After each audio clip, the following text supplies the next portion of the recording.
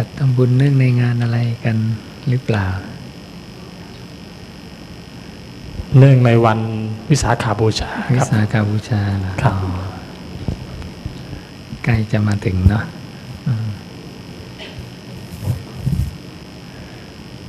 ก็เราก็มาเรียนรู้ความจริงกันเนาะเมื่อกี้ได้ยิน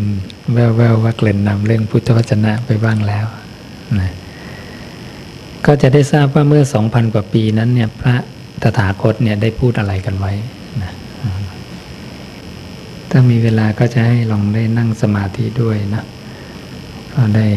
สักถามปัญหาด้วย สิ่งที่อยากให้ทราบวันนี้อย่างหนึ่งก็คือเรื่องของการแก้กรรมนะที่อาจจะเป็นที่สนใจกันในช่วงที่ผ่านมาหรือว่าในปัจจุบันนี้แต่บางทีเราอาจจะมีการแก้กรรมที่ผิดกันอยู่เพราะว่าเรามีข้อมูลที่ไม่ถูกต้องนะมีใครทราบว่าแก้กรรมต้องทำยังไงบ้าง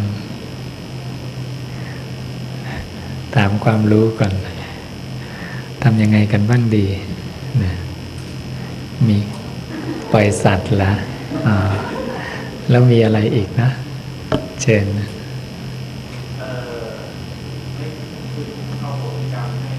เอาโหสิกรรมให้ก็เป็นการแก้กรรมนะ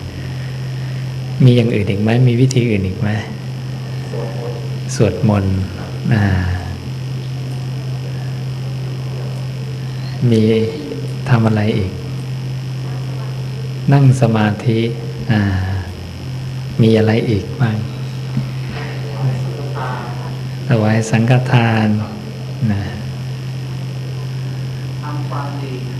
ามดีดียังไงดีๆเนี่ยเรากำลังจะมาถามว่าดียังไงก็ให้จิตใจสะอาดนะครับไม่เป็นผู้อื่นฮะก็ให้ตั้งอยู่บนพื้นฐานของตัวเองที่คุณจะทำได้ล่ะอันนี้จะเป็นเหตุให้กรรมหมดไปได้แล้วก็แผ่เมตตาให้แผ่เมตตาล่ะอ๋อกรวดน้ำด้วยกรวดน้ำด้วย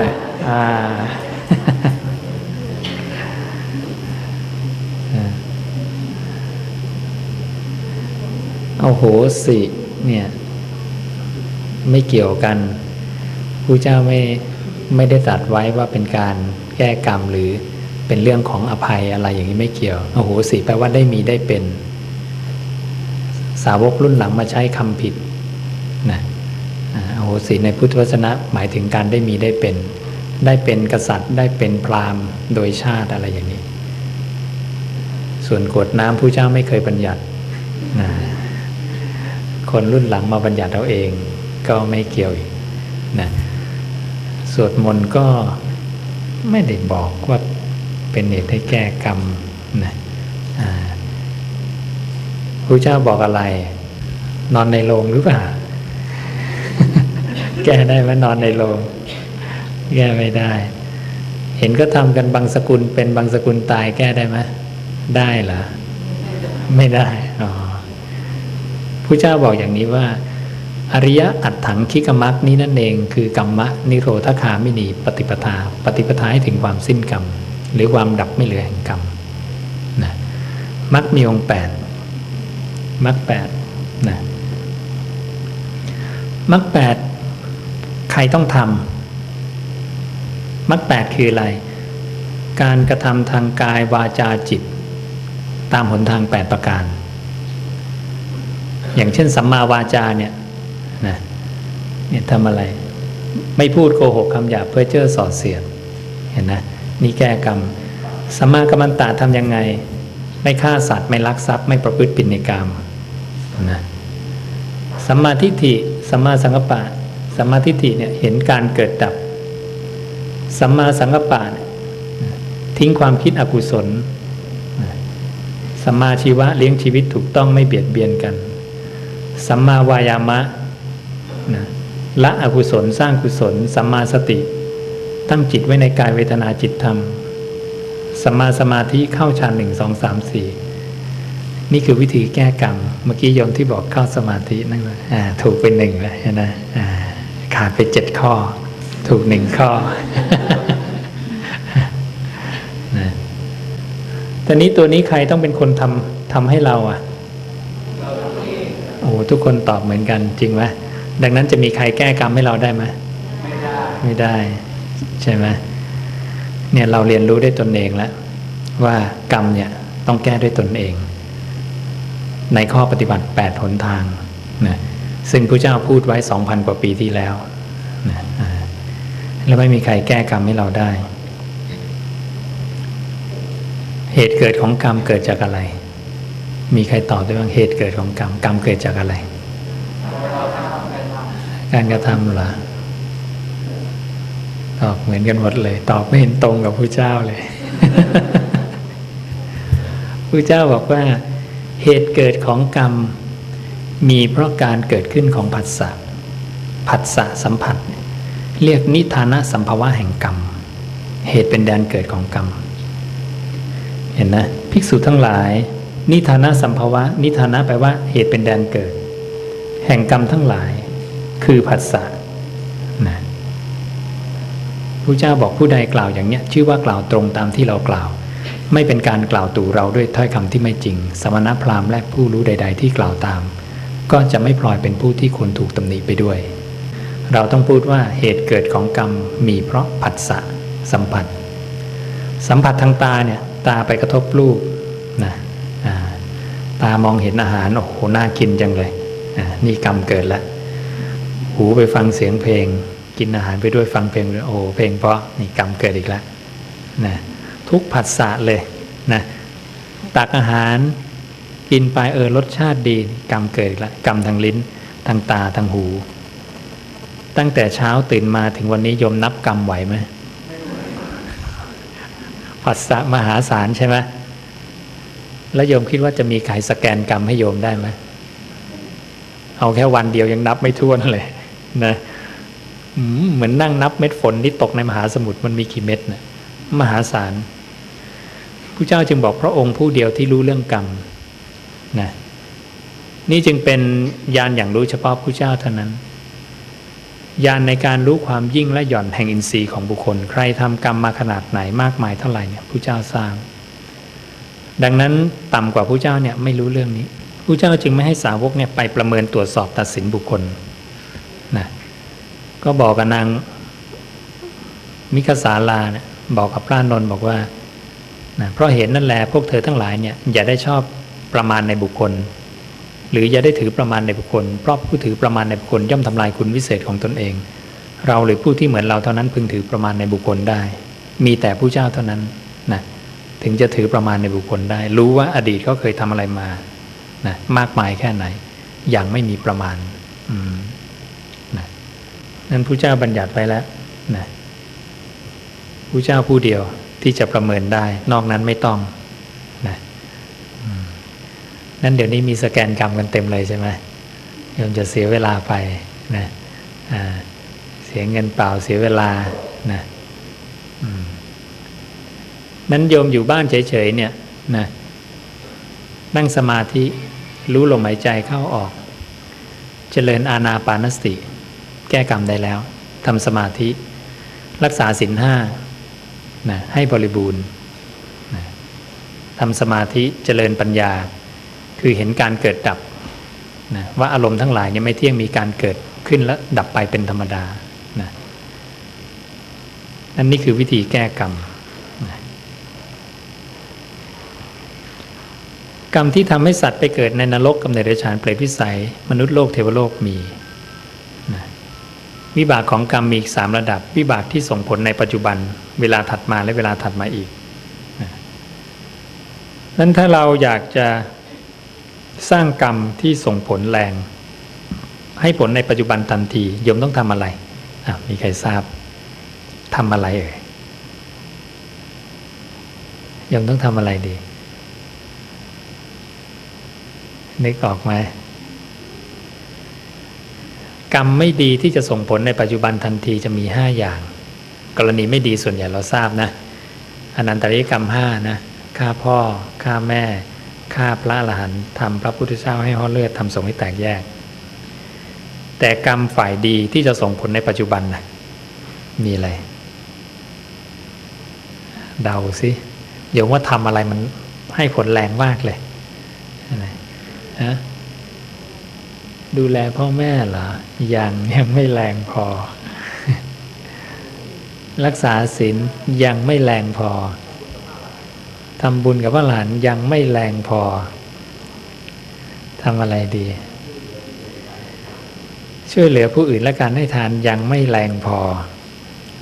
มีอะไรเมื่อกี้ตอบไปแล้วมีอยู่คำตอบหนึ่งฮะถูกต้องทำสมาธิพระเจ้าบอก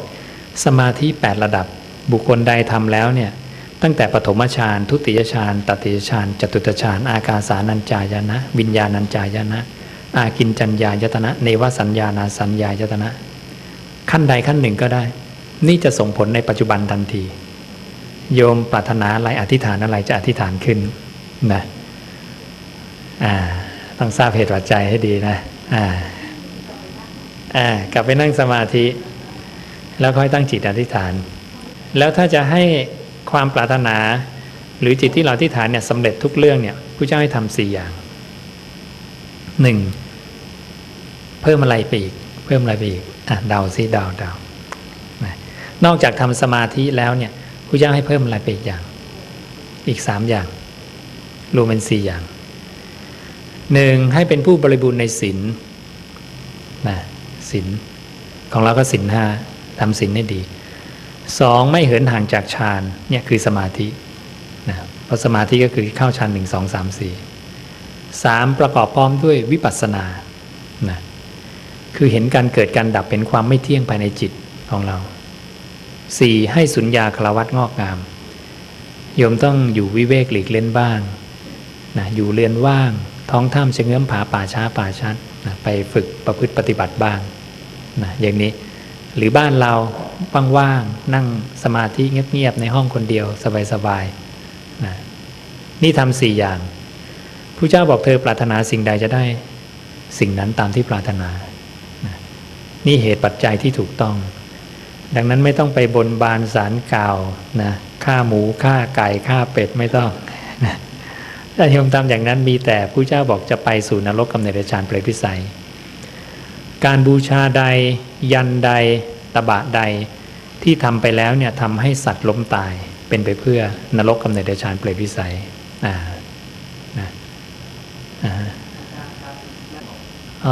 ไม่มีบัญญัติว่าต้องทำสมาธิก่อนสวดมนต์ก่อนสวดมนต์ก่อนทำสมาธิไม่ต้องนะทำก็ทำเลยใช่โยมพร้อมเมื่อไหร่ก็ทำเลยและทำได้ตลอดเวลายืนเดินนั่งนอนได้หมดผู้เจ้าเดินอยู่ก็ทำสมาธิได้ยืนก็ได้นั่งก็ได้นอนก็ได้สถานที่ใดที่บุคคลนั้นเนี่ยมาทำสมาธิเข้าฌาน1 2 3 4สถานที่นั้นชื่อว่าสถานที่อันเป็นทิพย์นะเราต้องการให้สถานที่นี้เป็นสถานที่อันเป็นทิพย์ผู้เจ้าบอกให้นั่งสมาธินะเดี๋ยวถ้าเราพากันนั่งสมาธินะที่นี่ก็เป็นที่ตั้งอันเป็นทิพย์นะผู้เจ้าตรัสไว้อย่างนี้เพราะอารมณ์ของสมาธิคืออารมณ์ของสุคติโลกสวรรค์นะโยมตายไปในขณะนั้นคือโยมได้สุคติโลกสวรรค์นะเพราะนั้นเรื่องของสมาธิเป็นเรื่องที่สำคัญและกรรมตรงนี้จะให้ผลในปัจจุบันทันทีกรรมอื่นรอไปก่อนนะเช่นเป็นเพราะอะไรดีกว่าโยมไปกินเหล้าไปเล่นการพนันนะโยมลากตัวมาปรารภความเพียรนะใช่ไหมโยมได้สัมมาวายามะโยมนั่งจิตไม่นิ่งก็จริงแต่โยมพยายามละความเพลินดึงกลับมาละความเพลินดึงกลับมาตลอดโยมได้อะไรการฝึกสติการละนันทิคือความเพลินผู้เจ้าสอนให้ละนันทิคือละความเพลินนะโยมได้สัมมาทิฏฐิคือความเห็นถูกต้องที่มาทำสมาธิโยมได้สัมมาสังกัปปะคือคิดถูกต้องที่คิดมาทำสมาธิได้สัมมาวายามะความเพียรที่ถูกต้องที่มาสร้างกุศลละอกุศลออก เพราะขณะที่โยมนั่งสมาธิโยมต้องรู้ลมหายใจที่ไหลเข้าไหลออกใช่ไหมโยมได้สติปัฏฐาน 4ตามมานะเพราะโยมกำลังตั้งจิตไว้ในกายคือลมหายใจไหลเข้าไหลออกนะและโยมกำลังได้สัมมาสมาธิเกิดขึ้นมานะพอพระเจ้าบอกว่าแค่เรารู้ลมหายใจแค่เวลาชั่วลัดนิ้วมือเนี่ยพระองค์บอกว่าชื่อว่าเป็นผู้ไม่เหินห่างจากฌานบอกถ้าภิกษุเจริญอานาปานสติแม้ชั่วการเพียงลัดนิ้วมืองอนิ้วมือเข้ามาแค่นี้เองเรากล่าวว่าเป็นผู้ไม่เหินห่างจากฌานทำตามคำสอนของพระศาสดาปฏิบัติตามโอวาทไม่ฉันบิณฑบาตของชาวแว่นแคว้นเปล่าจะป่วยกล่าวไปใหญ่ถึงเมื่อกระทำให้มากซึ่งอานาปานสตินั้นเล่ายิ่งมากยิ่งดีขอน้อยๆแค่นี้แค่เวลานี้ปุ๊บเหมือนโยมไปชายทะเลโยมก็สูดลมหายใจปล่อยออกพอละรัดนิ้วมือแค่นี้โยมมีความสุขแล้วใช่ไหมจิตมันหยุดคิดแค่นั้นน่ะแค่โยมหยุดคิดนิดเดียวนะโอ้โหมีความสุขมากเพราะว่าจิตมันวิ่งทำงานตลอดเกิดดับเกิดดับเกิดดับพระเจ้าจึงให้เราเนี่ยฝึกหยุดทำจิตให้หยุดนิ่งสงบมีอารมณ์อันเดียวนะเหตุปัจจัย4อย่างนะเป็นไปเพื่อการได้ตามความปรารถนานั้นอาตมากำลังมาบอกว่าใครรู้จริงในเรื่องเหตุปัจจัยต่างๆพระเจ้ายืนยันว่าอรหันตสัมมาสัมพุทธเจ้ารู้จริงดังนั้นนี่จึงไม่ใช่ความเห็นของอาตมาแต่เป็นความเห็นของอรหันตสัมมาสัมพุทธเจ้าเมื่อ 2,000 กว่าปีที่เรานำมาถ่ายทอดให้ฟังนะเหตุปัจจัยอีกอย่างหนึ่งที่พระองค์เคยตรัสไว้กับพระนางมลิกาถ้าอยากสวยอยากรวยอยากสูงสักนะพระองค์บอกพระนางมลิกาบอกว่าเธอต้องไม่เป็นผู้มักโกรธไม่มากไปด้วยความคับแค้นใจถูกว่าแม้มากก็ไม่ขัดเคืองไม่ฉุนเฉียวไม่กระฟัดกระเฟียดไม่กระด้างกระเดืองไม่แสดงความโกรธหรือความขัดเคืองหรือความไม่พอใจให้ปรากฏนะและเป็นผู้ที่ให้ข้าวน้ำผ้ายวดยานระเบียบของหอมเครื่องลูบไล้ที่นอนที่อยู่อาศัยประทีปโคมไฟแก่สมณะหรือพราหมณ์ครั้นมาตุคามนั้นจุติจากอัตภาพนั้นแล้วกลับมาสู่ความเป็นอย่างนี้ย่อมเป็นผู้มีรูปงามผิวพรรณงามน่าดูน่าชมยิ่งนักและเป็นผู้มั่งคั่งมีทรัพย์มากมีพวกสมบัติมากและสูงสักนี่คือเหตุปัจจัยที่ถูกต้องดังนั้นโยมไม่ต้องไปบนเทพบนอะไรต่ออะไรไม่ได้ผลต้องมีการกระทำทางกายวาจาจิตสร้างกรรมของตนเองมักมีองค์8เป็นวิธีที่ได้ผลนะที่แน่นอนนะเพราะฉะนั้นหลักฐานที่เอามาให้โยมดูทั้งหมดเนี่ยที่มาที่ไปก็คืออยู่ในพระไตรปิฎกตัวนี้นะถ้าโยมไปตามวัดต่างๆเนี่ยนะจะมีพระไตรปิฎกแบบนี้45เล่มหรืออย่างนี้91เล่มทั้งสองสำนักเนี่ยมหามงกุฎมหาจุฬาเนี่ยเอามาจากเล่มนี้คือบาลีสยามรัฐนะนั้นข้อมูลที่ขึ้นจอคือตัวต้นฉบับบาลีสยามรัฐตัวนี้ที่อยู่บนจอทั้งภาษาบาลี45เล่มภาษาไทย45เล่มนะสามารถเทียบเคียงเป็นภาษาบาลีได้นะลองดูพระสูตรพระนางมลิกาและเทียบเคียงกลับไปบาลีณวันนี้เราเอาข้อมูลทั้งหมดเนี่ยเข้าไปในคอมพิวเตอร์สามารถเทียบเคียงบาลีได้ตรวจสอบทุกอย่างได้ภายในเวลาวินาทีเดียวนะมันจะสแกนให้ทั้งหมดเนี่ยโยมสามารถเทียบเคียงบาลีได้ในจอเดียวกันนะว่าภาษาบาลีใช้คำว่าอะไรนี่เป็นบาลีที่เป็นอักษรสยามคืออักษรไทยเพราะภาษาบาลีสามารถลงได้ทุกอักษรอักษรขอมก็ได้อักษรโรมันอักษรอะไรก็ได้สารพัดนะแล้วก็สามารถสแกนได้ด้วยเช่นโยมเคยได้ยินคำว่า 84,000 พระธรรมขันธ์ไหมโยมว่าเป็นคำที่พระเจ้าตรัสสอนหรือเปล่าแต่เราพูดกันเยอะเลยนะคนก็นึกว่าคำพระเจ้ามีเท่านี้พอเราคีย์คำว่า 84,000 พระธรรมขันธ์กดค้นหา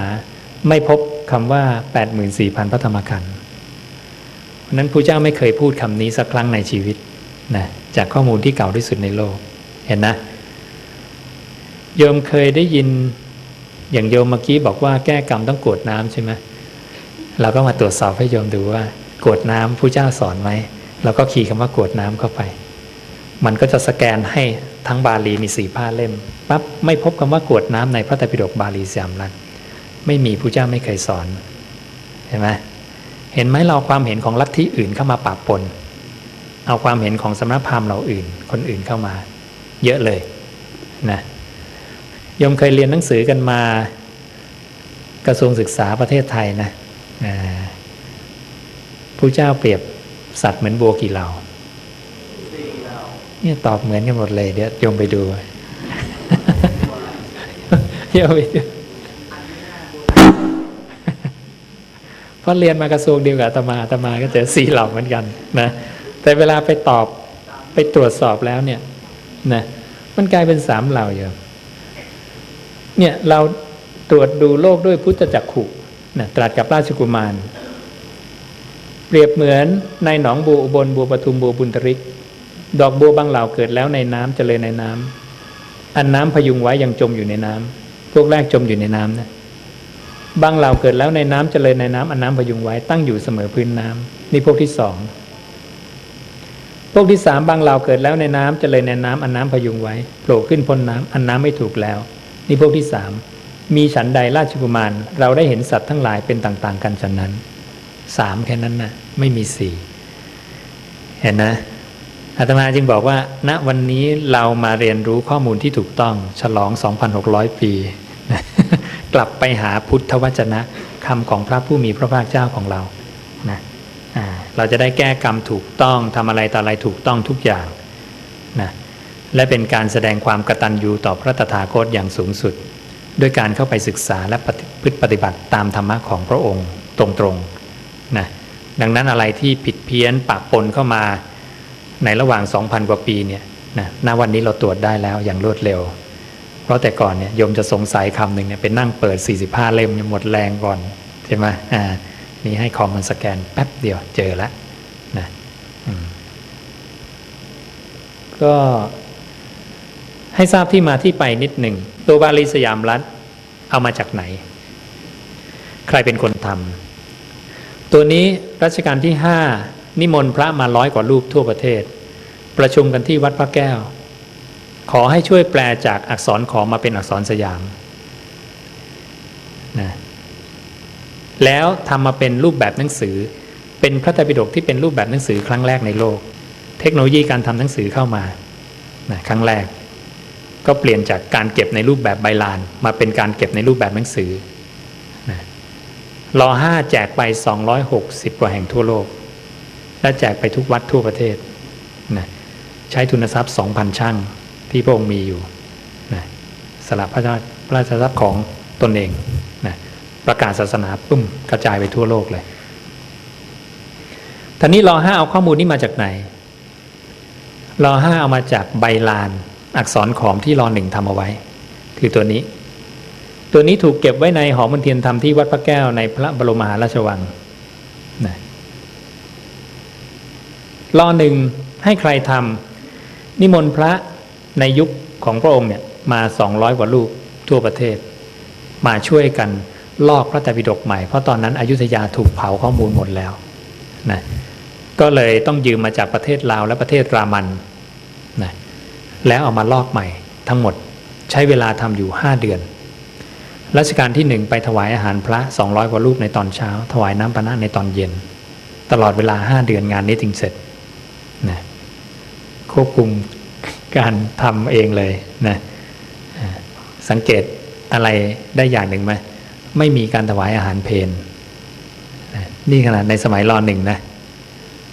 ในครั้งพุทธกาลก็เหมือนกันพระฉันมื้อเดียวคือมื้อเช้าไม่มีมื้อที่2มื้อที่2ต้องเป็นอาหารที่เป็นเดนถึงจะฉันได้นะแล้วประเทศในแถบสุวรรณภูมินี้เอามาจากไหนเอามาจากยุคพระเจ้าโศกมหาราชโยมไปอินเดียจะเจอเสาหินโศกที่สลักด้วยอักษรพราหมีภาษาปรากิตคือตัวนี้นะอักษรพราหมีนี่เป็นต้นกำเนิดของอักขระอินเดียในปัจจุบันดังนั้นที่มาที่ไปของหลักฐานที่เอาขึ้นจอให้พวกเราดูก็คือมาจากเสาหินโศกซึ่งอยู่ประมาณ200 ปีหลังพระเจ้าปรินิพพานเฉียดกัน2 ชั่วคนนะนิดเดียวนะนี่เก่าแก่ที่สุดนะตั้งแต่บัว3 เหล่า 84,000 พระธรรมขันธ์ไม่มีอะไรอย่างนี้นะโยมจะได้ทราบว่าเราใช้หลักฐานที่ถูกต้องที่สุดเก่าแก่ที่สุดในโลกและหลักฐานนี้ไม่ว่าทางพุทธศาสนาไม่ว่าโยมจะเจอที่ไหนในโลกมันจะตรงกันหมดทั่วโลกอย่างเช่นล่าสุดเนี่ยเราไปเจอในถ้ำที่อัฟกานิสถานที่พวกตาลิบันระเบิดพวกรูปแล้วก็นักโบราณคดีเข้าไปขุดค้นพบเป็นเศษซากใบลานอย่างนี้นะชิ้นเล็กชิ้นน้อยเนี่ยนะเราไปยืมจากนอร์เวย์มานะเอามาบูชากันเขานำมาเรียงต่อกันนะได้เป็นแผ่นอย่างนี้เห็นนะโอ้เพียรพยายามมากนะหลายปีนะเล่นกันหลายปีนะ แล้วก็แปลมาเป็นภาษาโรมันแล้วกลับมาเป็นภาษาไทยนะตรงกับบาลีสามรัฐเป๊ะเป็นเรื่องอะไรเรื่องที่เราเรียนตั้งแต่ชั้นประถมชั้นมัธยมกันอบายมุข6นะอริยสาวกไม่เสพทางเสื่อมแห่งโภคะ6ทางเป็นอย่างไรเล่าข้าบดีบุตรทำเป็นที่ตั้งแห่งความประมาทเนื่องด้วยของเมาคือสุราและเมลัยเป็นทางเสื่อมแห่งโภคะการประกอบในการเที่ยวตามตรอกซอกซอยในเวลาวิกาลเป็นทางเสื่อมแห่งโภคะเที่ยวไปในที่ชุมนุมแห่งความเมาการพนันคบมิตรชั่วความเกลียดค้านเนี่ยใบลานตัวเนี้ยแปลออกมาแล้วคือตัวนี้เห็นนะข้อมูลเดียวกันเปลี่ยนอักขระแค่นั้นเองนะนี่คือการทรงจำนะใช้การทรงจำอย่างเดียวจากในครั้งพุทธกาลตกทอดมา 2,000 กว่าปีทำไมจำได้เยอะแยะเหมือนแต่ก่อนโยมจำเบอร์โทรศัพท์เพื่อนได้หลาย10 เบอร์พอมีโทรศัพท์มีเมมโมรี่จำไม่ได้สักเบอร์นะเห็นนะการทรงจำเสียไปเลยเห็นไหมแต่ก่อนใช้การทรงจำดีที่สุดนะแล้วก็ท่องบทสวดมนต์เลยนะทบทวนนี่แต่ก่อนเนี่ยเก็บไว้ในเสาหินผ่านมาเก็บไว้ในใบลานผ่านต่อมาร.5 เก็บไว้ในหนังสือณวันนี้เราเก็บไว้ในแผ่นซีดีร.9นะเก็บไว้ในแผ่นซีดีนะนี่อาตมาก็พยายามกระจายคำสอนของพระเจ้าออกไปทั่วโลกใหม่อีกรอบหนึ่งนะแต่ณวันนี้เราใช้แอปพลิเคชันนะใครมีมือถือนะพวกสมาร์ทโฟนหรือพวกแท็บเล็ตอย่างนี้นะ iPhone iPod iPad อะไรพวกนี้นะยมโหลดได้ยมคีย์คำว่าพุทธวจนะเข้าไปใน App Store หรือใน Android Market หรือใน Play Store นะนี่จะได้ตัวนี้คีย์คำนี้พุทธวจนะหรือคีย์คำว่าอีติปิฎกะเข้าไปพระไตรปิฎกอิเล็กทรอนิกส์นี่นะโยมก็จะสามารถสแกนหาได้เหมือนกับในจอเนี้ยเหมือนกันนะในเครื่องคอมเนี่ยตรวจได้ทุกเรื่องนะโยมสงสัยเรื่องอะไรเนี่ยตรวจได้หมดเลยดีมากง่ายไหมเดี๋ยวนี้นะพระเจ้าโศกเดินทางหลายเดือนนะกว่าจะมาถึงประเทศไทยนะ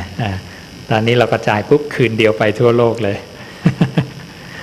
ตอนนี้มีคนเข้ามาในเว็บไซต์ที่วัดนาป่าพงเนี่ย111 ประเทศนะเราสามารถกระจายไปทั่วโลกขนาดนี้ดังนั้นคนไทยที่ไปอยู่ในประเทศไหนก็ตามสามารถโหลดข้อมูลได้นั่งฟังธรรมะได้ดูซีดีบรรยายธรรมะที่เป็นพุทธวจนะได้ทั่วโลกนะ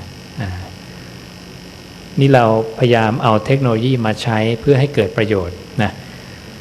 แต่ก่อนเนี่ยเราในพระสายปฏิบัติเราจะปฏิเสธเทคโนโลยีอาตมาก็ปฏิเสธมาตลอดแต่ตอนหลังพระรุ่นหลังๆนี้เขาเป็นเทคโนโลยีมาตั้งแต่ก่อนบวชแล้วนะแล้วเขาก็บอกอาตมาว่าโอ้อาจารย์ไม่ต้องนั่งเปิดทีละหน้าหรอกกดปุ่มเดียวก็หาได้แล้วก็เลยลองทำดูมันเข้าท่าเนาะแล้วมันเร็วเนี่ยมันตรวจได้เร็วกว่าต้องเยอะเทียบเคียงบาลีได้อะไรได้แล้วก็จ่ายไปทั่วโลกก็เลยต้องมาผสมผสานเพื่อให้คำศาสนาของเราเนี่ยแผ่ไพศาลไปทั่วโลกอีกรอบหนึ่งใช่ไหมใครที่ต้องการพ้นจากความทุกข์ก็จะได้มีที่พึ่งที่อาศัยได้พึ่งพาได้บางทีอยู่ต่างประเทศไกลๆโยมอยากเจอพระอยากเจอธรรมะไม่รู้จะเจอยังไงทุกวันนี้คนในอเมริกานั่งเฝ้าหน้าจอคอมพิวเตอร์ฟังธรรมะนะอย่างเนี้ยวันนี้ก็มีการถ่ายทอดสดไปทั่วโลกปั๊บเนี่ยคนที่อเมริกาก็ได้ดูนะเยอรมันก็ได้ดูนะฝรั่งเศสอย่างเยอรมันก็ตั้งพุทธวจนะสมาคมขึ้นนะพอเขาเริ่มฟังพุทธวจนะมากก็อยากสืบสารคำพระศาสดาที่ถูกต้อง เราก็ตั้งฝรั่งเศสก็ตั้งที่ไหนก็เริ่มเนี่ยขยายดังนั้นคำพระศาสดาเราก็จะเฟื่องฟูขึ้นอีกครั้งหนึ่งพระเจ้าบอกคำหรือความเห็นของคนอื่นเนี่ยเปรียบเหมือนแสงหิ่งห้อยหิ่งห้อยจะอับแสงเมื่อดวงอาทิตย์ขึ้นคำของพระเจ้าเปรียบเหมือนแสงอาทิตย์มันทนต่อการเพ่งพิสูจน์มันเป็นสัจจะความจริงที่พิสูจน์ได้นะโยมยิ่งศึกษายิ่งค้นคว้ายิ่งนำไปปฏิบัติยิ่งเป็นปัจจตังรู้เฉพาะตนอย่างพวกเราเคยไปเดินห้างกันทุกคนใช่ไหมเคยซื้อเสื้อมาใส่ไหมเคยใช่ไหมทำไมอยากซื้อเสื้อตัวนี้ไม่อยากซื้อเสื้อตัวอื่นเป็นเพราะอะไรชอบใช่ไหมโยมว่าผู้หญิงคนนี้โกหกไหมไม่เพราะโยมก็เป็นใช่ไหมแสดงว่าชอบต้องมาก่อนความอยากจึงตามมาใช่ไหมนั้นพระเจ้าก็บัญญัติไว้ 2,000 กว่าปีแล้วว่าเพราะมีเวทนาจึงมีตัณหาเพราะชอบมาก่อนความอยากจึงมีก่อนชอบเกิดอะไรเกิดโยมนึกออกมาตาต้องไปเห็นก่อนจริงไหมผัสสะเพราะนั้น ถ้าโยมมีผัสสะจะเกิดความพอใจขึ้นมาและจะเกิดความอยากตรงจริงตลอดกาลนี่คือปฏิจจสมุปบาทธรรมชาติที่อาศัยกันและกันในการเกิดขึ้นความพอใจต้องอาศัยผัสสะเป็นเหตุเกิดนะความอยากต้องอาศัยความพอใจเป็นเหตุนะคือเวทนาถ้าไม่มีความพอใจอยากไม่ได้โยมมองอะไรแล้วเฉยๆโยมอยากไหมไม่อยากเฉยๆความอยากจะไม่มีขึ้นมาเห็นนะง่ายๆและธรรมะตรงนี้โยมไปบอกชาวคริสต์ก็มีเหมือนกันชาวคริสต์ก็มีความโลภโกรธหลงเหมือนกันมีชอบไม่ชอบมีอยากไม่อยากใช่ไหม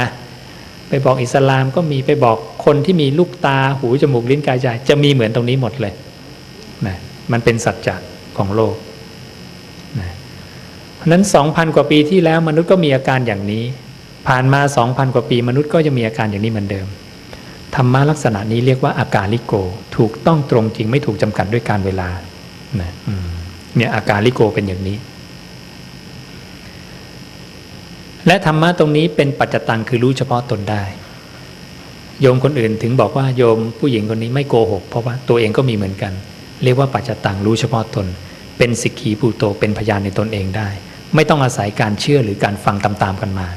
โยมบอกว่าโอ้เขาจำมาผิดว่า 2,000 กว่าปีแล้วตรวจเลยพอตรวจปุ๊บมันจริงนะเนี่ยเรียกว่าธรรมะทนต่อการเพ่งพิสูจน์เนี่ยนะฉันทะความพอใจย่อมเกิดขึ้นผู้มีฉันทะแล้วย่อมมีอุตสาหะความเพียรพยายามก็แสดงว่าสงสัยความไม่ตายมีจริงใช่ไหมผู้เจ้าคงบอกจริงแสดงว่าพระองค์เนี่ยได้เข้าไปรู้ไปเห็นอมตะธรรมคือความไม่ตายหรือนิพพานเนี่ยจริงดังนั้นคนที่เดินตามก็จะมีความเพียรที่จะประพฤติปฏิบัติตามคำสอนของพระศาสดาไปเรื่อยๆด้วยการตรวจสอบธรรมะของพระองค์พื้นฐานเนี่ยไปทีเล็กทีน้อยนะนี่แหละนะอันนี้เป็นธรรมะชั้นลึกที่ยากที่สุดแต่พอมาอธิบายให้โยมฟังแล้วไม่ยากเกินไปใช่ไหมเนี่ยนั้นเรื่องปฏิจจสมุปบาทเป็นธรรมะชั้นลึกสูงสุดแหละนะมันคือความจริงของตัวเราเองแค่นั้นเองเป็นการอธิบายว่าระบบการทำงานของตัวเราเนี่ยนะมันทำงานกันยังไง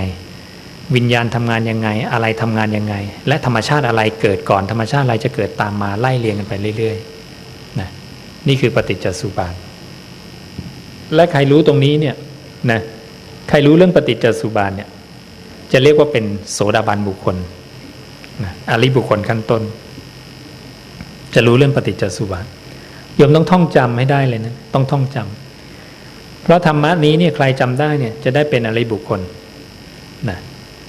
ซึ่งวันนี้จะแจกหนังสือสาธยายธรรมด้วยนะเพื่อให้เราไปสวดบทเนี้ยปฏิจจสมุปบาทอยู่ในหน้า22ดังนั้นคาถาทั้งหลายที่โยมท่องเนี่ยโยมกลับไปตรวจก่อนนะเป็นพุทธวจนะหรือเปล่า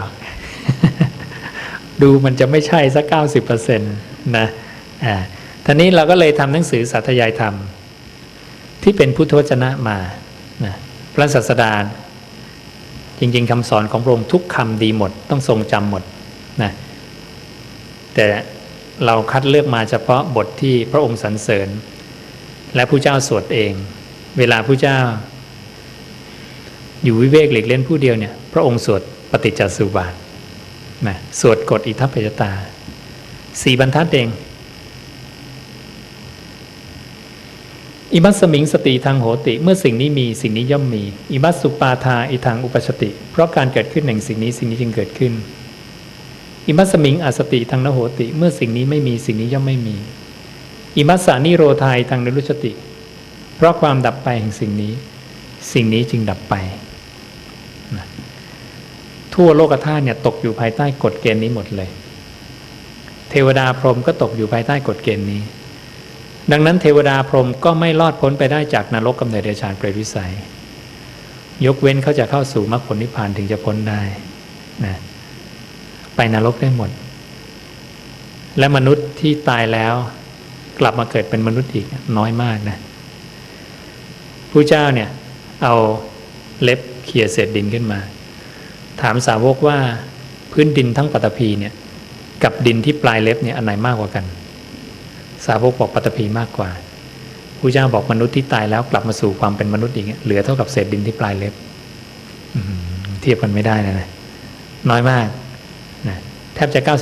99.999% เลยมันไปที่อื่นหมดเลยไปเปรตวิสัยบ้างเดรัจฉานบ้างสัตว์นรกบ้างไปเทวดาบ้างพรหมบ้างแต่ไม่ค่อยได้กลับมาเป็นมนุษย์น้อยมากนะแต่มนุษย์ที่เกิดเรื่อยๆมันมาจากไหนมันก็มาจากที่อื่นนะประชากรพรหมอีกกี่แสนกี่ล้านนะประชากรเทวดาอีกกี่แสนกี่ล้านที่ตายแล้วต้องกลับเข้ามาเกิดเป็นมนุษย์ใช่ไหมมันก็วนเวียนกันอยู่อย่างเนี้ยนะอันนี้เรียกว่าสังสารวัฏนะเวียนเกิดเวียนตายกันแล้วใครเป็นคนเวียนว่ายตายเกิดนะ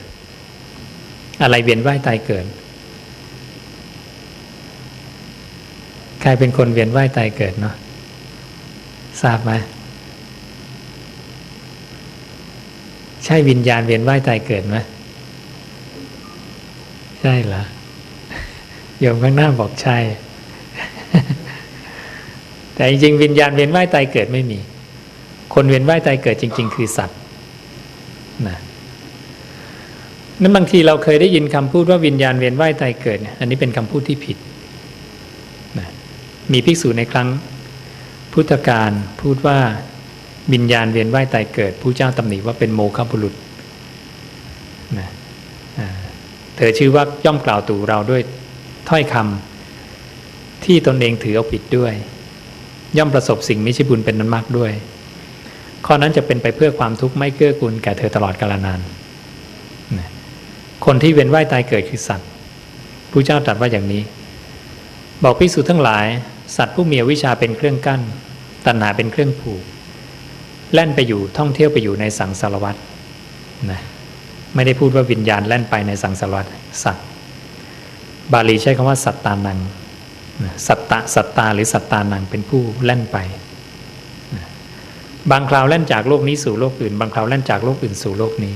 เพราะความที่เขาไม่รู้ซึ่งอริยสัจทั้ง4นั่นเองได้ความรู้แล้วนะวิญญาณเวียนว่ายตายเกิดไม่มีคนเวียนว่ายตายเกิดคือสัตว์และสัตว์คืออะไรสัตว์คือผู้ที่เข้ามาหลงยึดขันธ์5ต่อไว้กับราคะบอกราคะความเพลินอันใดความพอใจอันใดนันทิอันใดตัณหาใดที่มีอยู่ในรูปเวทนาสัญญาสังขารวิญญาณการติดแล้วคล้องแล้วซึ่งสิ่งนั้นเนี่ยพระองค์เรียกว่าสัตว์เห็นนะดังนั้นทุกคนเป็นสัตว์หมดพรหมก็เป็นสัตว์เทวดาเป็นสัตว์มนุษย์ก็เป็นสัตว์เดรัจฉานก็เป็นสัตว์คือผู้ที่ยึดติดขันธ์5ดังนั้นเนี่ยมีสิ่งหนึ่งเนี่ยเข้ามาหลงยึดวิญญาณหลงยึดรูปเวทนาสัญญาสังขาร5ธรรมชาติเนี่ยเกิดตายไปกับ5ธรรมชาตินี้จริงๆแล้วสภาวะเดิมของเราทุกคนเนี่ยเป็นวิมุตติเป็นความไม่ตายอยู่แล้วเพียงแต่มีอวิชชาเป็นเครื่องกั้นความไม่รู้เป็นเครื่องกั้นเข้ามาหลงยึดขันธ์5ทำให้ต้องเกิดตายไปกับขันธ์5พระเจ้าจึงมาสอนให้พวกเราเนี่ยละอวิชชาให้ได้ความไม่รู้ให้ได้แล้วพวกเราจะกลับไปสู่สภาวะเดิมของตัวเองที่เป็นอมตะธรรมคือความไม่ตายนะมีอยู่แล้วกันทุกคนดังนั้นทุกคนจึงกำลังท่องเที่ยวไปในสังสารวัฏอย่างหาที่จบไม่ได้พระตถาคตจึงบอกว่าพวกเราเนี่ยเคยเกิดเป็นพ่อเป็นแม่เป็นพี่หญิงน้องหญิงพี่ชายน้องชายผู้หญิงผู้ชายเคยเป็นกันมาหมดแล้วเคยเกิดเป็นคนพิการ มาแล้วตลอดการยาวนานเคยเกิดเป็นคนรวยมาแล้วตลอดการยาวนานทุกคนเลยเคยรวยมาแล้วตลอดการยาวนานเคยเกิดเป็นคนจนมาแล้วตลอดการยาวนานเคยเกิดเป็นเดรัจฉานแล้วถูกเขาฆ่าตัดคอนานขนาดไหนพระเจ้าบอกว่าเลือดที่ไหลออกจากคอเธอเพราะถูกฆ่าตัดคอเนี่ยมากกว่าน้ำในมหาสมุทรทั้งสี่น้ำตาที่เราเคยร้องไห้เนี่ยถ้าเก็บไว้เนี่ยในสังสารวัฏเนี่ยก็มากกว่าน้ำในมหาสมุทรทั้งสี่เนี่ยสังสารวัฏเนี่ยยาวไกลมากเกิดตายมานับไม่ถ้วนดังนั้นถ้าใครเห็นโทษของการเกิดแก่เจ็บตายพระเจ้าจะบอกมีวิธีออกมรรคมีองค์ 8เป็นวิธีปฏิบัติดังนั้นถ้าใครอยากจะออกจากระบบแก่เจ็บตายเนี่ยมันมีทางนะมีหนทางสมณพราหมณ์ทั้งหลายในครั้งพุทธกาลเขาก็หาวิธีเนี่ยเฮ้ยทำยังไงจะไม่ตายก็หากันแต่หาไม่เจอแต่พระเจ้าเราหาเจอนะนั้นวันนี้จึงเอาอานาปานสติมาแจกให้พวกเราด้วยเป็นวิธีดับกรรมหรือพ้นจากสังสารวัฏนั่นเองนะมรรค 8เนี่ยย่อลงเหลือการกระทำอย่างเดียวคืออานาปานสติมรรคมีองค์ 8จะครบขึ้นสมบูรณ์บริบูรณ์นะนี่เป็นอานาปานสติทั้งชีวิตที่พระเจ้าตรัสไว้32พระสูตรนะดังนั้นมีรวบรวมไว้ให้ครบแล้วนะหายใจเข้ายาวรู้ออกยาวรู้เข้าสั้นรู้ออกสั้นรู้นะแค่นั้นเองเอาจิตอยู่กับลมหายใจที่ไหลเข้าไหลออกอย่าตั้งใจมากเกินไปอย่าตั้งใจน้อยเกินไปเปรียบเหมือนการจับนกด้วยมือบีบแรงไปนกตายจับหลวมไปนกหลุดมือให้จับพอดีนะนั้นเรามาฝึกอานาปานสติและนอกจากนั้นจะเอาเรื่องนี้มาให้เราทราบเรื่องคารวะชั้นเลิศหน้าที่ของความเป็นคารวะที่ดีทำอย่างไรนะนายต่อบ่าวบ่าวต่อนายสามีต่อภรรยาภรรยาต่อสามีนะในเรื่องของทิศหกนะเช่นอะไรนะหน้าที่ของพ่อแม่ต่อลูกลูกต่อพ่อแม่นะภรรยาต่อสามีสามีต่อภรรยาสามีต้องทำยังไงนะพระเจ้าบอกว่า1ด้วยการยกย่อง2ด้วยการไม่ดูหมิ่น3ด้วยการไม่ประพฤตินอกใจ4ด้วยการมอบความเป็นใหญ่ในหน้าที่ให้5ด้วยการให้เครื่องประดับแสดงว่าพระเจ้ารู้ว่าผู้หญิงชอบเครื่องประดับเห็นนะบอกเป็นหน้าที่ของสามีเลยนะต้องให้เครื่องประดับกับผู้หญิงนะกับภรรยา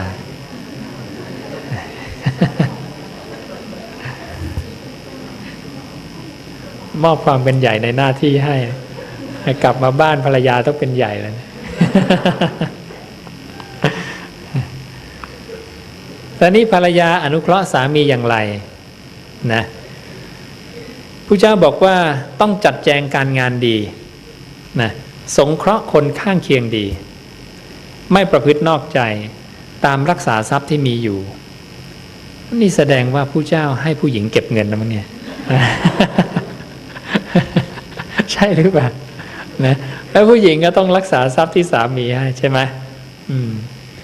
อันที่5ขยันขันแข็งในการงานทั้งปวงนี่คือหน้าที่นะที่ภรรยาพึงอนุเคราะห์สามีนะหลังจากสามีเนี่ยปฏิบัติหน้าที่ของตนอย่างดีแล้วนี่มีหมดเลยนะนายต่อบ่าวบ่าวต่อนายนะ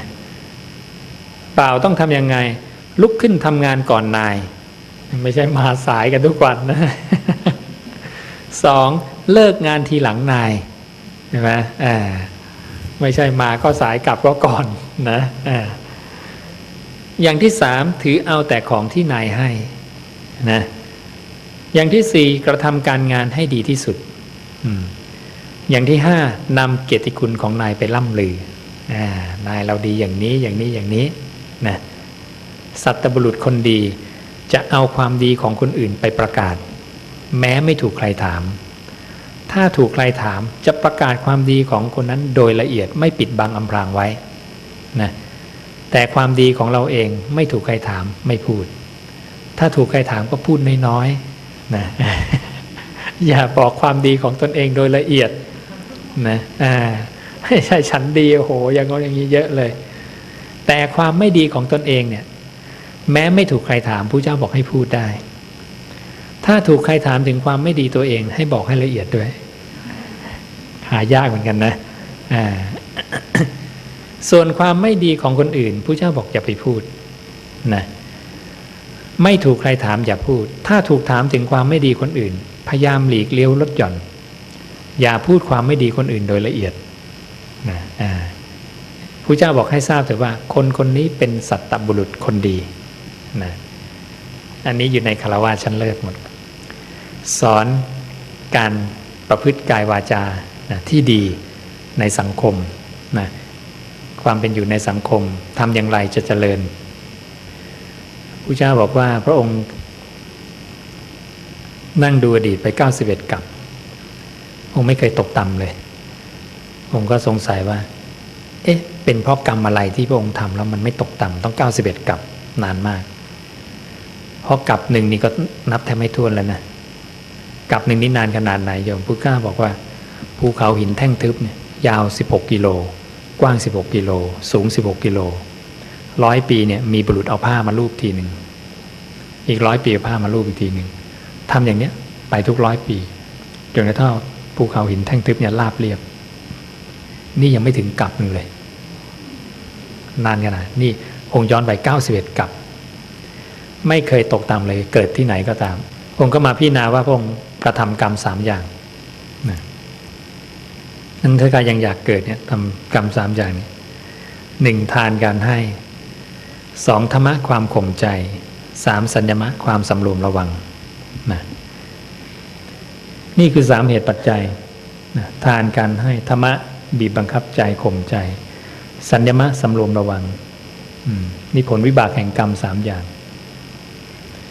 จะส่งผลให้โยมเนี่ยไม่ตกต่ำเกิดในชาติใดๆจะไม่ตกต่ำธรรมะข่มใจคืออะไร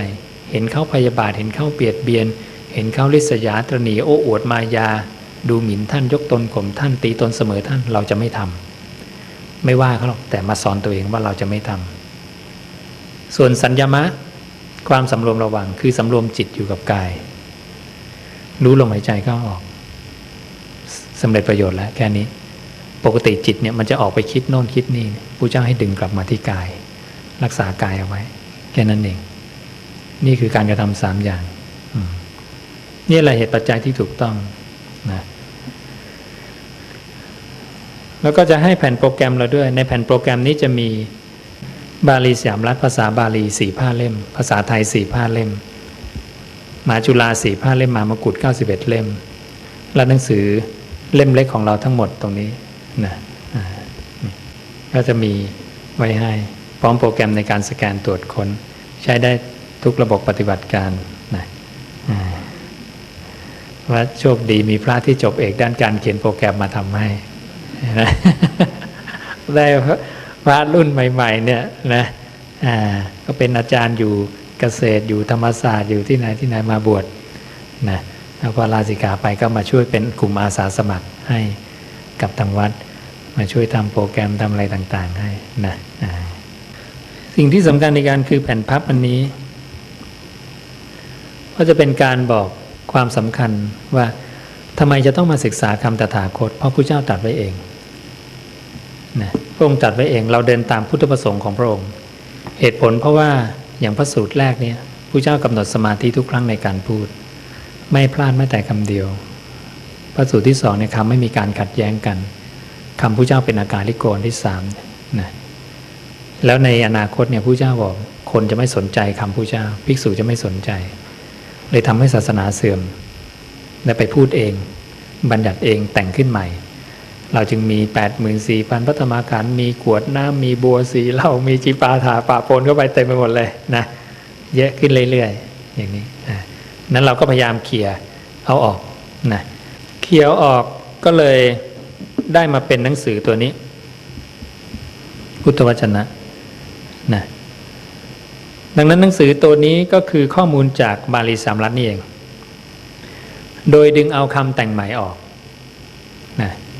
เอาคำแต่งใหม่ออก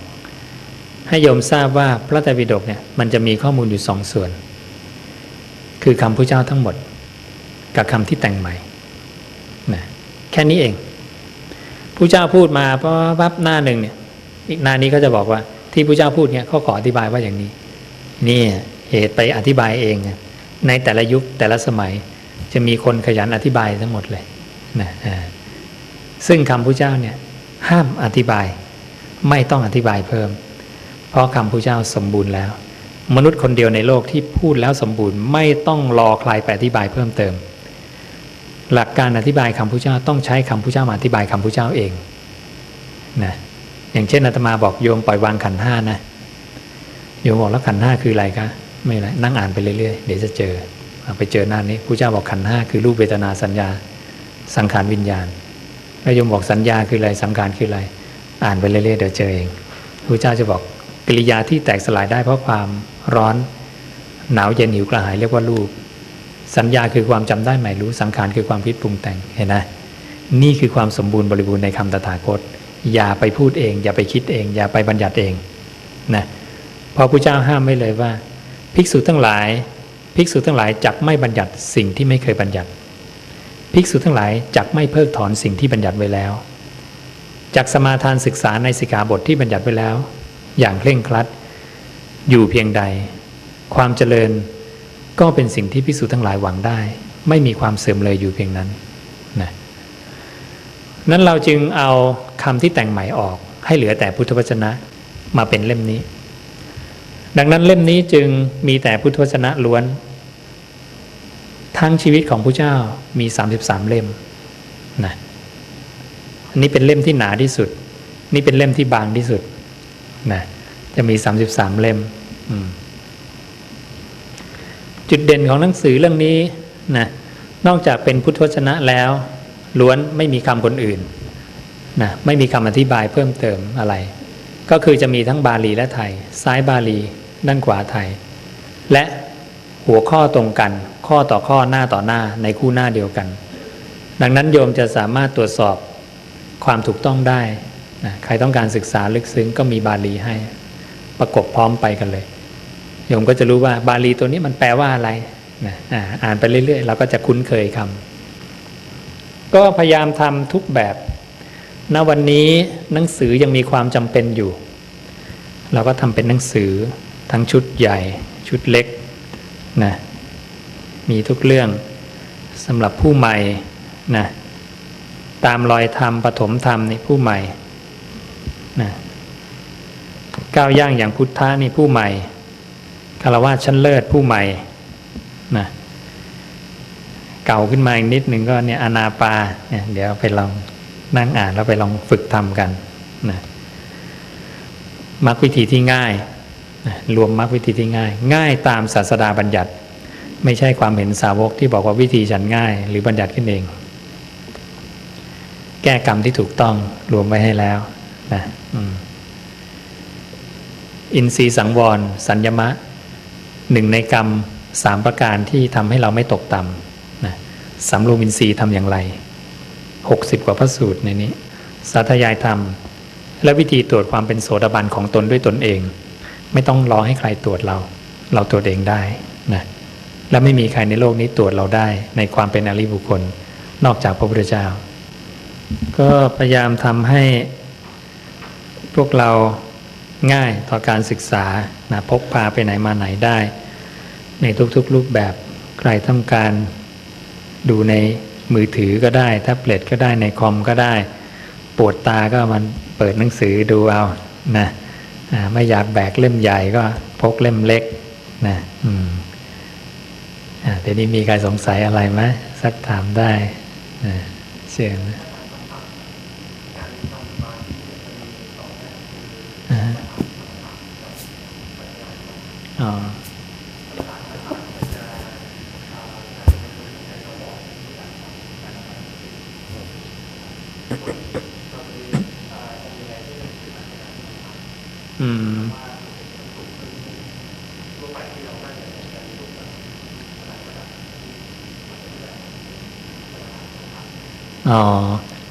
อันเนี้ยลืมของเก่าไปได้เลย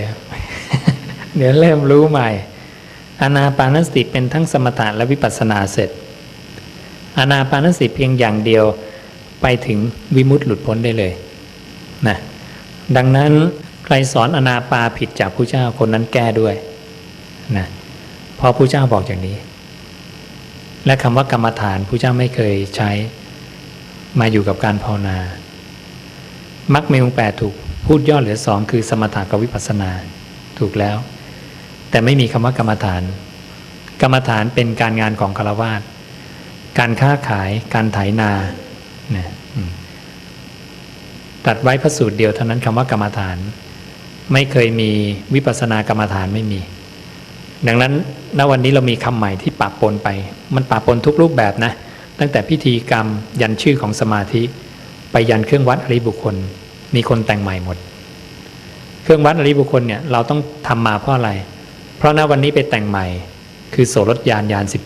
16ซึ่งพระเจ้าไม่เคยบัญญัติโสรถญาณบัญญัติโสดาบัน54นัยยะ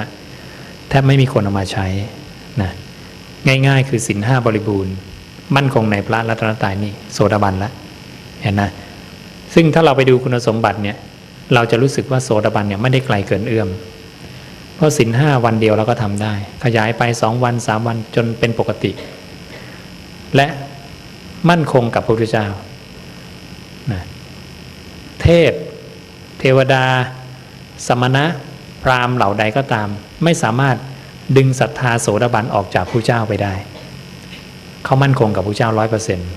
ะนี่โสดาบันเลื่อมใสอันอย่างลงมั่นไม่หวั่นไหวในพระพุทธพระธรรมพระสงฆ์ไม่หวั่นไหวด้วยนะไม่คลอนแคลน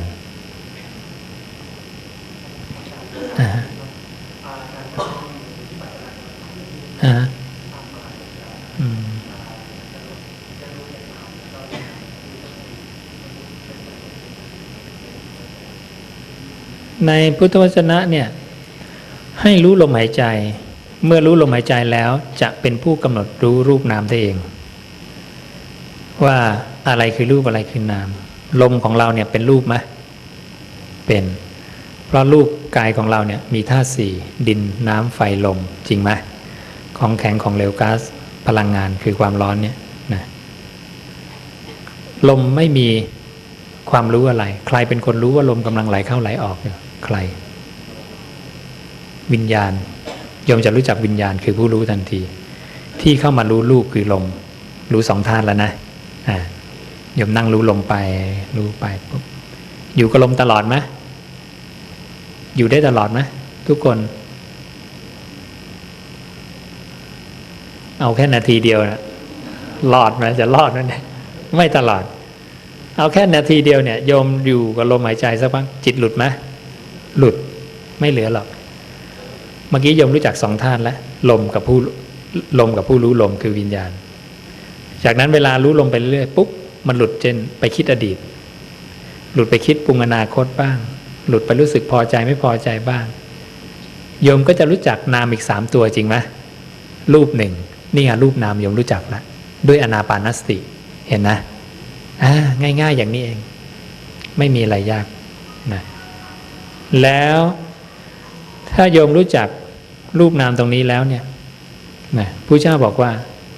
ไม่มีสิ่งใดที่อริยสาวกผู้นั้นจะต้องทำให้ยิ่งขึ้นไปกว่านี้ทำแค่นี้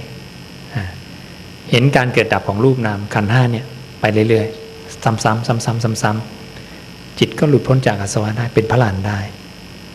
ดังนั้นอานาปานสติจึงเป็นทั้งสมถะและวิปัสสนาในตัวเสร็จนะเห็นนะ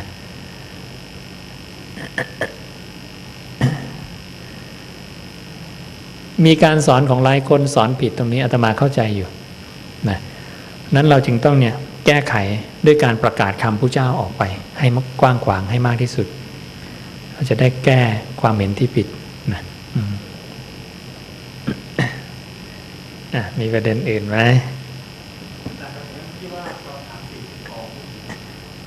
กรรมฐาน40 กองนี้ก็แต่งใหม่พระเจ้าไม่เคยพูดหลุดออกจากปากเลย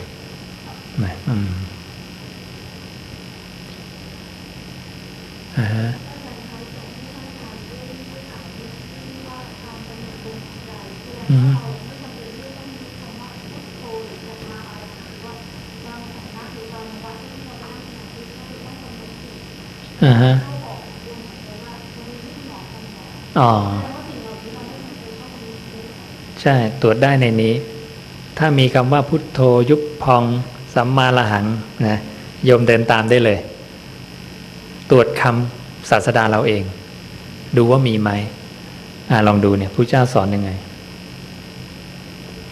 อานาปานสติเป็นอย่างไรเล่าอานนท์ภิกษุในกรณีนี้ไปแล้วสู่ป่าสู่โคนไม้สู่เรือนบ้างก็ตามนั่งคู่ขาก็มาโดยรอบตั้งกายตรงดำรงสติมั่นหรือสติเฉพาะหน้ามีสติหายใจเข้ามีสติหายใจออกเมื่อหายใจเข้ายาวก็รู้ว่าหายใจเข้ายาวเมื่อหายใจออกยาวก็รู้ว่าหายใจออกยาวเมื่อหายใจเข้าสั้นก็รู้ว่าหายใจเข้าสั้นเมื่อหายใจออกสั้นก็รู้ว่าหายใจออกสั้นทำความรู้พร้อมเฉพาะซึ่งกายทั้งปวงหายใจเข้าทำความรู้พร้อมเฉพาะซึ่งกายทั้งปวงหายใจออกทำกายสังขารให้ระงับอยู่หายใจเข้าทำกายสังขารให้ระงับอยู่หายใจออกมีไหมพุทโธยุบพองสัมมาละหังไม่มี32พระสูตรโยมตรวจดูเลยไม่มีสักอันที่พระเจ้าสอนคำบริกรรมและตรวจทั้งบาลีสยามรัฐ4 ภาคเล่มก็ไม่มีนะดังนั้นมรรควิธีต่างๆที่โยมทำทุกวันนี้มันกำลังถูกตรวจสอบ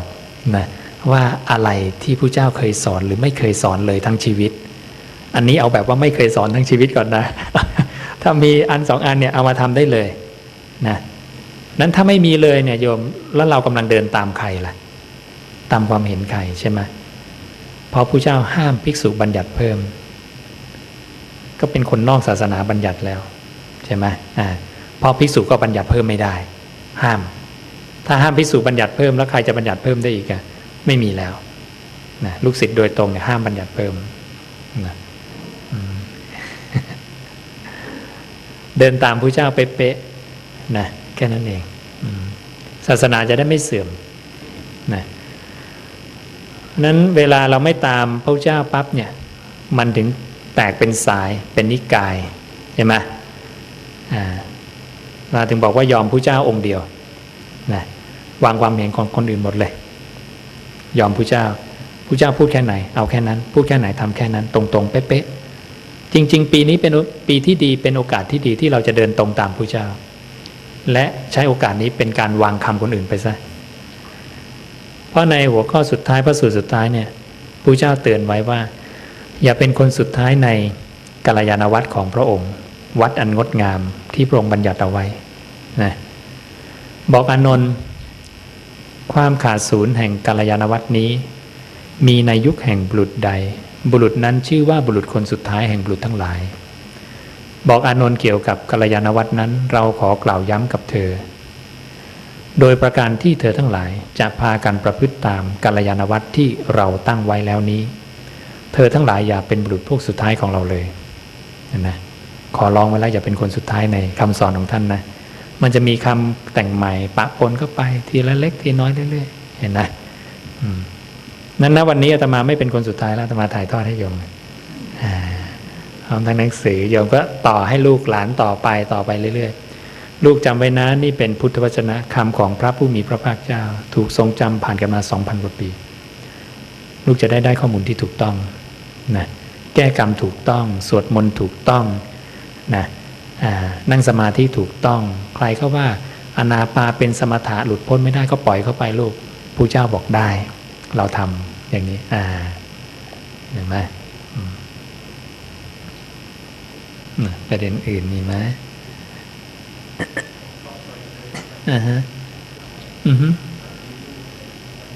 มีพระเจ้าให้เข้าฌาน1 2 3 4เป็นสัมมาสมาธิในมรรคมีองค์8นี่ฌาน1 2 3 4เป็นอย่างไรเอาฌาน1ก่อนง่ายๆคือจิตไม่มีอกุศลอกุศลคืออะไรมีหลายนัยยะหนึ่งก็คือนิวรณ์5กามฉันทะพยาบาททีนมิทธะอุทธัจจกุกุจจะความฟุ้งซ่านวิจิกิจฉาความสงสัยลังเลนะหรืออกุศล3อย่างกามพยาบาทเบียดเบียนนะถ้าละได้แล้วก็เป็นนะปฐมฌานมีวิตกวิจารปิติสุขนะนี่ปฐมฌานละวิตกวิจารได้เป็นทุติยฌานฌานที่2ละปิติได้เป็นฌานที่3ละสุขได้เป็นฌานที่4อยู่กับลมหายใจตลอดมันจะละอารมณ์ไปได้มากขึ้นไปเรื่อยๆนะ เนี่ยพระเจ้าอธิบายไว้หมดบัญญัติไว้หมด เมื่อภิกษุนั้นมองเห็นนิวรณ์ทั้ง5เหล่านี้ที่ตนละได้แล้วปราโมทย์ย่อมเกิดปิติเกิดนะกายของผู้มีใจปิติย่อมสงบประงับผู้มีกายสงบประงับย่อมเสวยสุขจิตของผู้มีสุขย่อมตั้งมั่นภิกษุนั้นเพราะสงัดจากกามและสงัดจากอกุศลธรรมทั้งหลายจึงบรรลุฌานที่หนึ่งซึ่งมีวิตกวิจารมีปิติและสุขอันเกิดแต่วิเวกแล้วแลอยู่นะพวกเราก็ทำกันได้ไม่ยากฌานที่หนึ่งนะพยายามอย่าลืมลมหายใจอยู่กับลมเข้าลมออกสักพักจิตไม่มีกุศลปิติจะเกิดนะ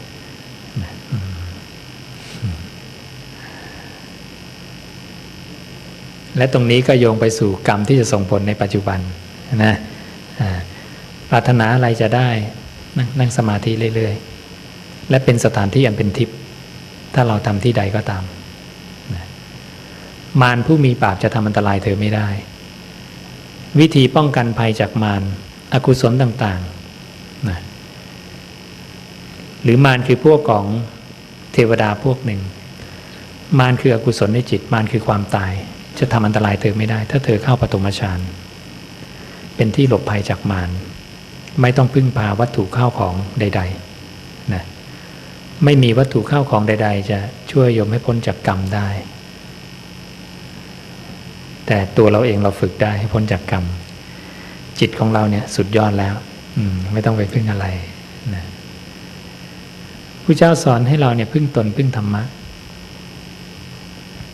พระองค์บอกอานนท์ในการบัดนี้ก็ดีในการล่วงไปแห่งเราก็ดีใครก็ตามจักต้องมีตนเป็นประทีปมีตนเป็นสรณะไม่เอาสิ่งอื่นเป็นสรณะมีธรรมเป็นประทีปมีธรรมเป็นสรณะไม่เอาสิ่งอื่นเป็นสรณะเป็นอยู่พึ่งตนและพึ่งธรรมะนะเพราะมนุษย์เป็นอันมากเนี่ยเมื่อถูกภัยหรือความกลัวคุกคามแล้วย่อมเข้าไปถือเอาป่าไม้บ้างสวนศักดิ์สิทธิ์บ้างลูกเจดีย์บ้างเป็นสรณะพระเจ้าบอกนั่นไม่ใช่สรณะอันเกษมนั่นไม่ใช่ที่พึ่งอันสูงสุดเข้าอาศัยที่พึ่งเหล่านั้นแล้วเนี่ยไม่อาจจะหลุดพ้นไปจากความทุกข์ได้นะเนี่ยมนุษย์ทั้งหลายเป็นอันมากถูกความกลัวคุกคามมาแล้วย่อมถือเอาภูเขาบ้างป่าไม้ที่ศักดิ์สิทธิ์บ้างสวนศักดิ์สิทธิ์บ้างลูกเจดีย์บ้างว่าเป็นที่พึ่งของตนนั่นไม่ใช่ที่พึ่งอันทำความเกษมให้ได้เลยนั่นไม่ใช่ที่พึ่งอันสูงสุดผู้ใดถือเอาสิ่งนั้นเป็นที่พึ่งแล้วย่อมไม่หลุดพ้นไปจากความทุกข์ทั้งปวงได้ส่วนผู้ใดที่ถึงพระพุทธพระธรรมพระสงฆ์เป็นที่พึ่งแล้วเห็นอริยสัจทั้งสี่ด้วยปัญญาอันถูกต้องนะอันนี้หลุดพ้นได้เห็นอริยสัจสี่นะนั้นพึ่งตนพึ่งธรรมะดีที่สุด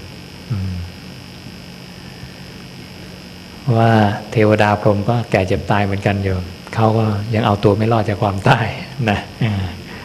ยังต้องมานั่งฟังธรรมพระเจ้าเหมือนกันนะ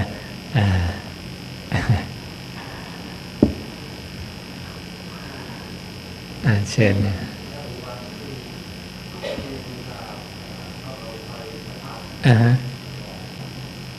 ไม่มีอ่ะเรื่องของพระธาตุเนี่ยนะไม่ได้มีว่าเอาเป็นตัวแทนพระพุทธเจ้าแต่โยมจะใช้เป็นเครื่องระลึกถึงก็พอได้ที่พระเจ้าเรียกถูปาระหบุคคลผู้สมควรทำสถูปให้คือ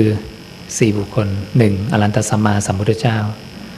2. พระปัจเจกพุทธเจ้า 3. ตถาคตสาวโกสาวกของตถาคต 4. พระมหาจักรพรรดินี่คือ4บุคคลที่เมื่อตายแล้วเนี่ยสถานที่เผาตรงนั้นสมควรทำสถูปให้อาจจะเป็นเนินดินนะเจดีย์หรืออะไรนะดังนั้นสิ่งเหล่านั้นเนี่ยเป็นเครื่องให้ระลึกถึงและกลับเข้าไปสู่คำสอนของเขานะเพราะสิ่งที่แทนพระเจ้าต่อไปเนี่ยพระองค์ให้ใช้ธรรมวินัยที่บอกกับพระอานนท์ว่าอานนท์ความคิดอาจมีแก่พวกเธออย่างนี้ว่าพวกเราเนี่ยมีพระศาสดาล่วงลับไปแล้วศาสดาของพวกเราไม่มีอานนท์พวกเธออย่างคิดอย่างนั้นธรรมก็ดีวินัยก็ดีที่เราแสดงแล้วบัญญัติแล้วแก่พวกเธอทั้งหลายธรรมวินัยเหล่านั้นเนี่ยจะเป็นศาสดาของพวกเธอทั้งหลายต่อไปโดยการล่วงไปแห่งเรานะเพราะนั้นธรรมวินัยเนี่ยเนื้อธรรมะเนี่ยนะเนี่ยคือศาสดาแทนต่อไปนะไม่ใช่อะไรเลยนะนั้นเราเคารพบูชาเนื้อธรรมะนะ นั้นเมื่อเนื้อธรรมะผิดแสดงว่าศาสดาก็ผิดด้วยนะนั้นบทพันชนะถูกต้องความหมายถูกอธิบายถูกนี่จึงเป็นสิ่งสำคัญเป็นความเสื่อมหรือความเจริญศาสนาอันดับหนึ่งที่พระเจ้าวางเอาไว้นะเราจึงเน้นเรื่องบทพันชนะตามที่พระเจ้าตรัสไว้นะเนี่ยมูลเหตุ4ประการที่ทำให้พระสัทธรรมตั้งอยู่ได้ไม่เลิกเลือนจนเสื่อมสูญไปข้อแรกเลยบทพันชนะต้องไม่ผิดต้องเป็นหนังสือพุทธวจนะนะนั้นอย่างพระไตรปิฎกพวกนี้โยมต้องไปนั่งแยกแยะอีกว่าอันไหนใช่อันไหนไม่ใช่แต่ถ้า33เล่มของเราเสร็จพวกเนี่ยโยมนั่งอ่านทุกหน้าคือคำพระเจ้าหมดนะซึ่งจริงๆเนี่ยท่านพุทธะเคยทำมาแล้วนะแต่ทำได้แค่5เล่มคือตัวนี้ท่านพุทธะรวบรวมคำพระเจ้าเอาไว้ในช่วงชีวิตของท่านเนี่ยทำได้5เล่มมันไม่ง่ายเหมือนกันนะแต่ยุคนี้เรามีอาสาสมัครอีก100 กว่าคนพระอีก20-30และมีคอมพิวเตอร์ช่วยเราคิดว่าชาตินี้อาจจะทัน นี่เพิ่งเสร็จเล่มแรกเล่ม19นะยังไม่ได้เสร็จหมดนะจะพยายามให้เสร็จภายในชั่วชีวิตนี้ น่าจะสัก5 ปี10 ปีอาจจะพอได้ความเร็วประมาณปีละ4-6 เล่มนะแต่คิดว่าถ้าเล่มแรกเสร็จเนี่ยจะเริ่มเร็วขึ้นละเพราะจะเริ่มจับทางได้กลุ่มอาสาสมัครที่เข้ามาช่วยทำจะเริ่มจับทางได้นะ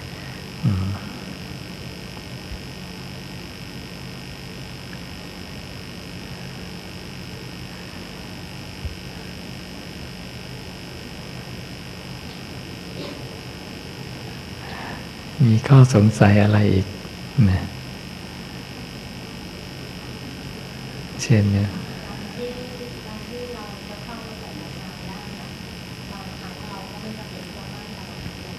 ถูกต้อง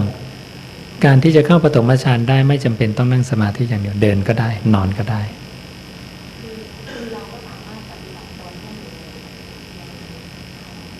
ถูกต้องใช่ดูพระเจ้าตรัสไว้ถ้าภิกษุแม้นอนอยู่เนี่ยแต่ถ้าเธอนั้นเนี่ยทิ้งความคิดอกุศลการปฏิบัติเบียดเบียนตลอดเวลาเนี่ยก็ชื่อว่าทำความเพียรตลอดเผากิเลสตลอดนะ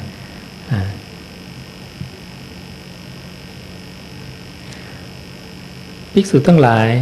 เมื่อภิกษุกำลังนอนอยู่ถ้าเกิดคุ้นคิดด้วยความคุ้นคิดในทางกามทางเดือดแค้นในทางทำผู้อื่นให้ลำบากเปล่าๆขึ้นมาภิกษุก็ไม่รับเอาความคุ้นคิดนั้นไว้สละทิ้งไปถ่ายถอนออกทำให้สิ้นสุดลงไปจนไม่มีเหลือภิกษุที่เป็นเช่นนี้แม้กำลังนอนอยู่ก็เรียกว่าเป็นผู้ทำความเพียรเผากิเลสรู้สึกกลัวต่อสิ่งอกุศลเป็นคนปรารภความเพียรอุทิศตนในการเผากิเลสอยู่หนึ่งนิดง่ายไหมหลายรูปแบบมากแต่งชุดอะไรก็ได้อยู่ที่ไหนก็ได้ความเพียรทางจิตเราทิ้งอกุศลในใจตลอดเวลาชื่อว่าปรารภความเพียรเผากิเลสหลุดพ้นได้เรียกว่าเจริญสัมมาสังกัปปะมรรคมีองค์8ข้อที่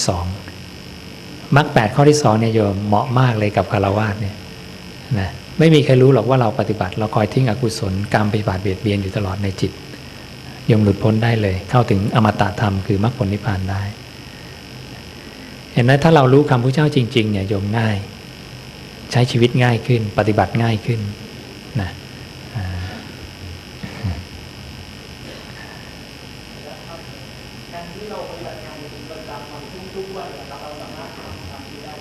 ได้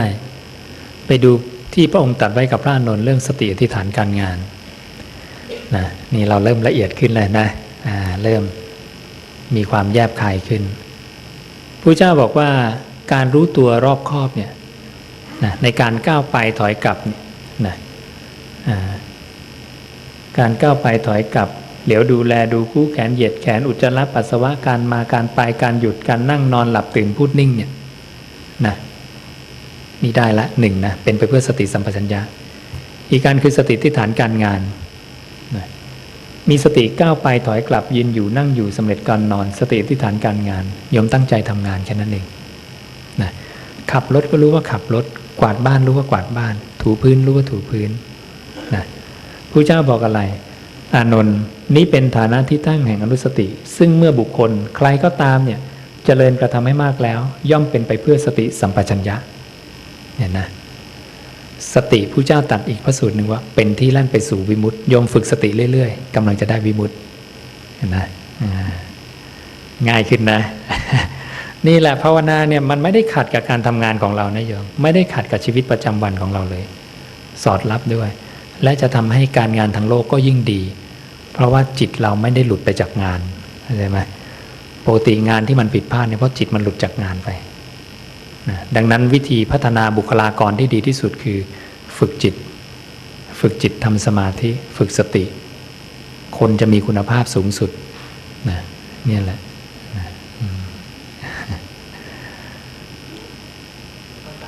นะฮะในเรื่องของการที่จะเหมือนกำหนดสติเนี่ยผมก็เลยมองดูได้นะว่าคือระดับการเรียนรู้ของแต่ละบุคคลจะแตกต่างกันเพราะฉะนั้นการแปลงที่จะกำหนดสติเนี่ยอย่างที่มีการกำหนดคำว่าพุทโธโธเนี่ยเพื่อเป็นอุบายของตัวเราในการเข้าสู่ให้ลึกกว่านั้นอาจจะผ่านกระบวนการอะไรเราเป็นอย่างเช่นเราปกติเราอาจจะยึดคำว่ายุคจริงๆยุคเราของเราตรงนี้ว่าเป็นการรู้ว่ากายเรานั้นรู้เข้าใช่ไหมครับอย่างเช่นการเดินจงกรมเช่นเดียวกันว่าก้าวหลอย่ายหลอก้าวย่ายหลออะไรเงี้ยเช่นเดียวกันก็เหมือนกับการรู้ตัวแต่ว่าเปลี่ยนคำรู้ตัวนั้นเป็นเปลี่ยนคำให้จิตนั้นโน้มเข้าสู่อย่างนั้นจะได้ไหมครับอุบายเนี้ยใครพูดขึ้นมา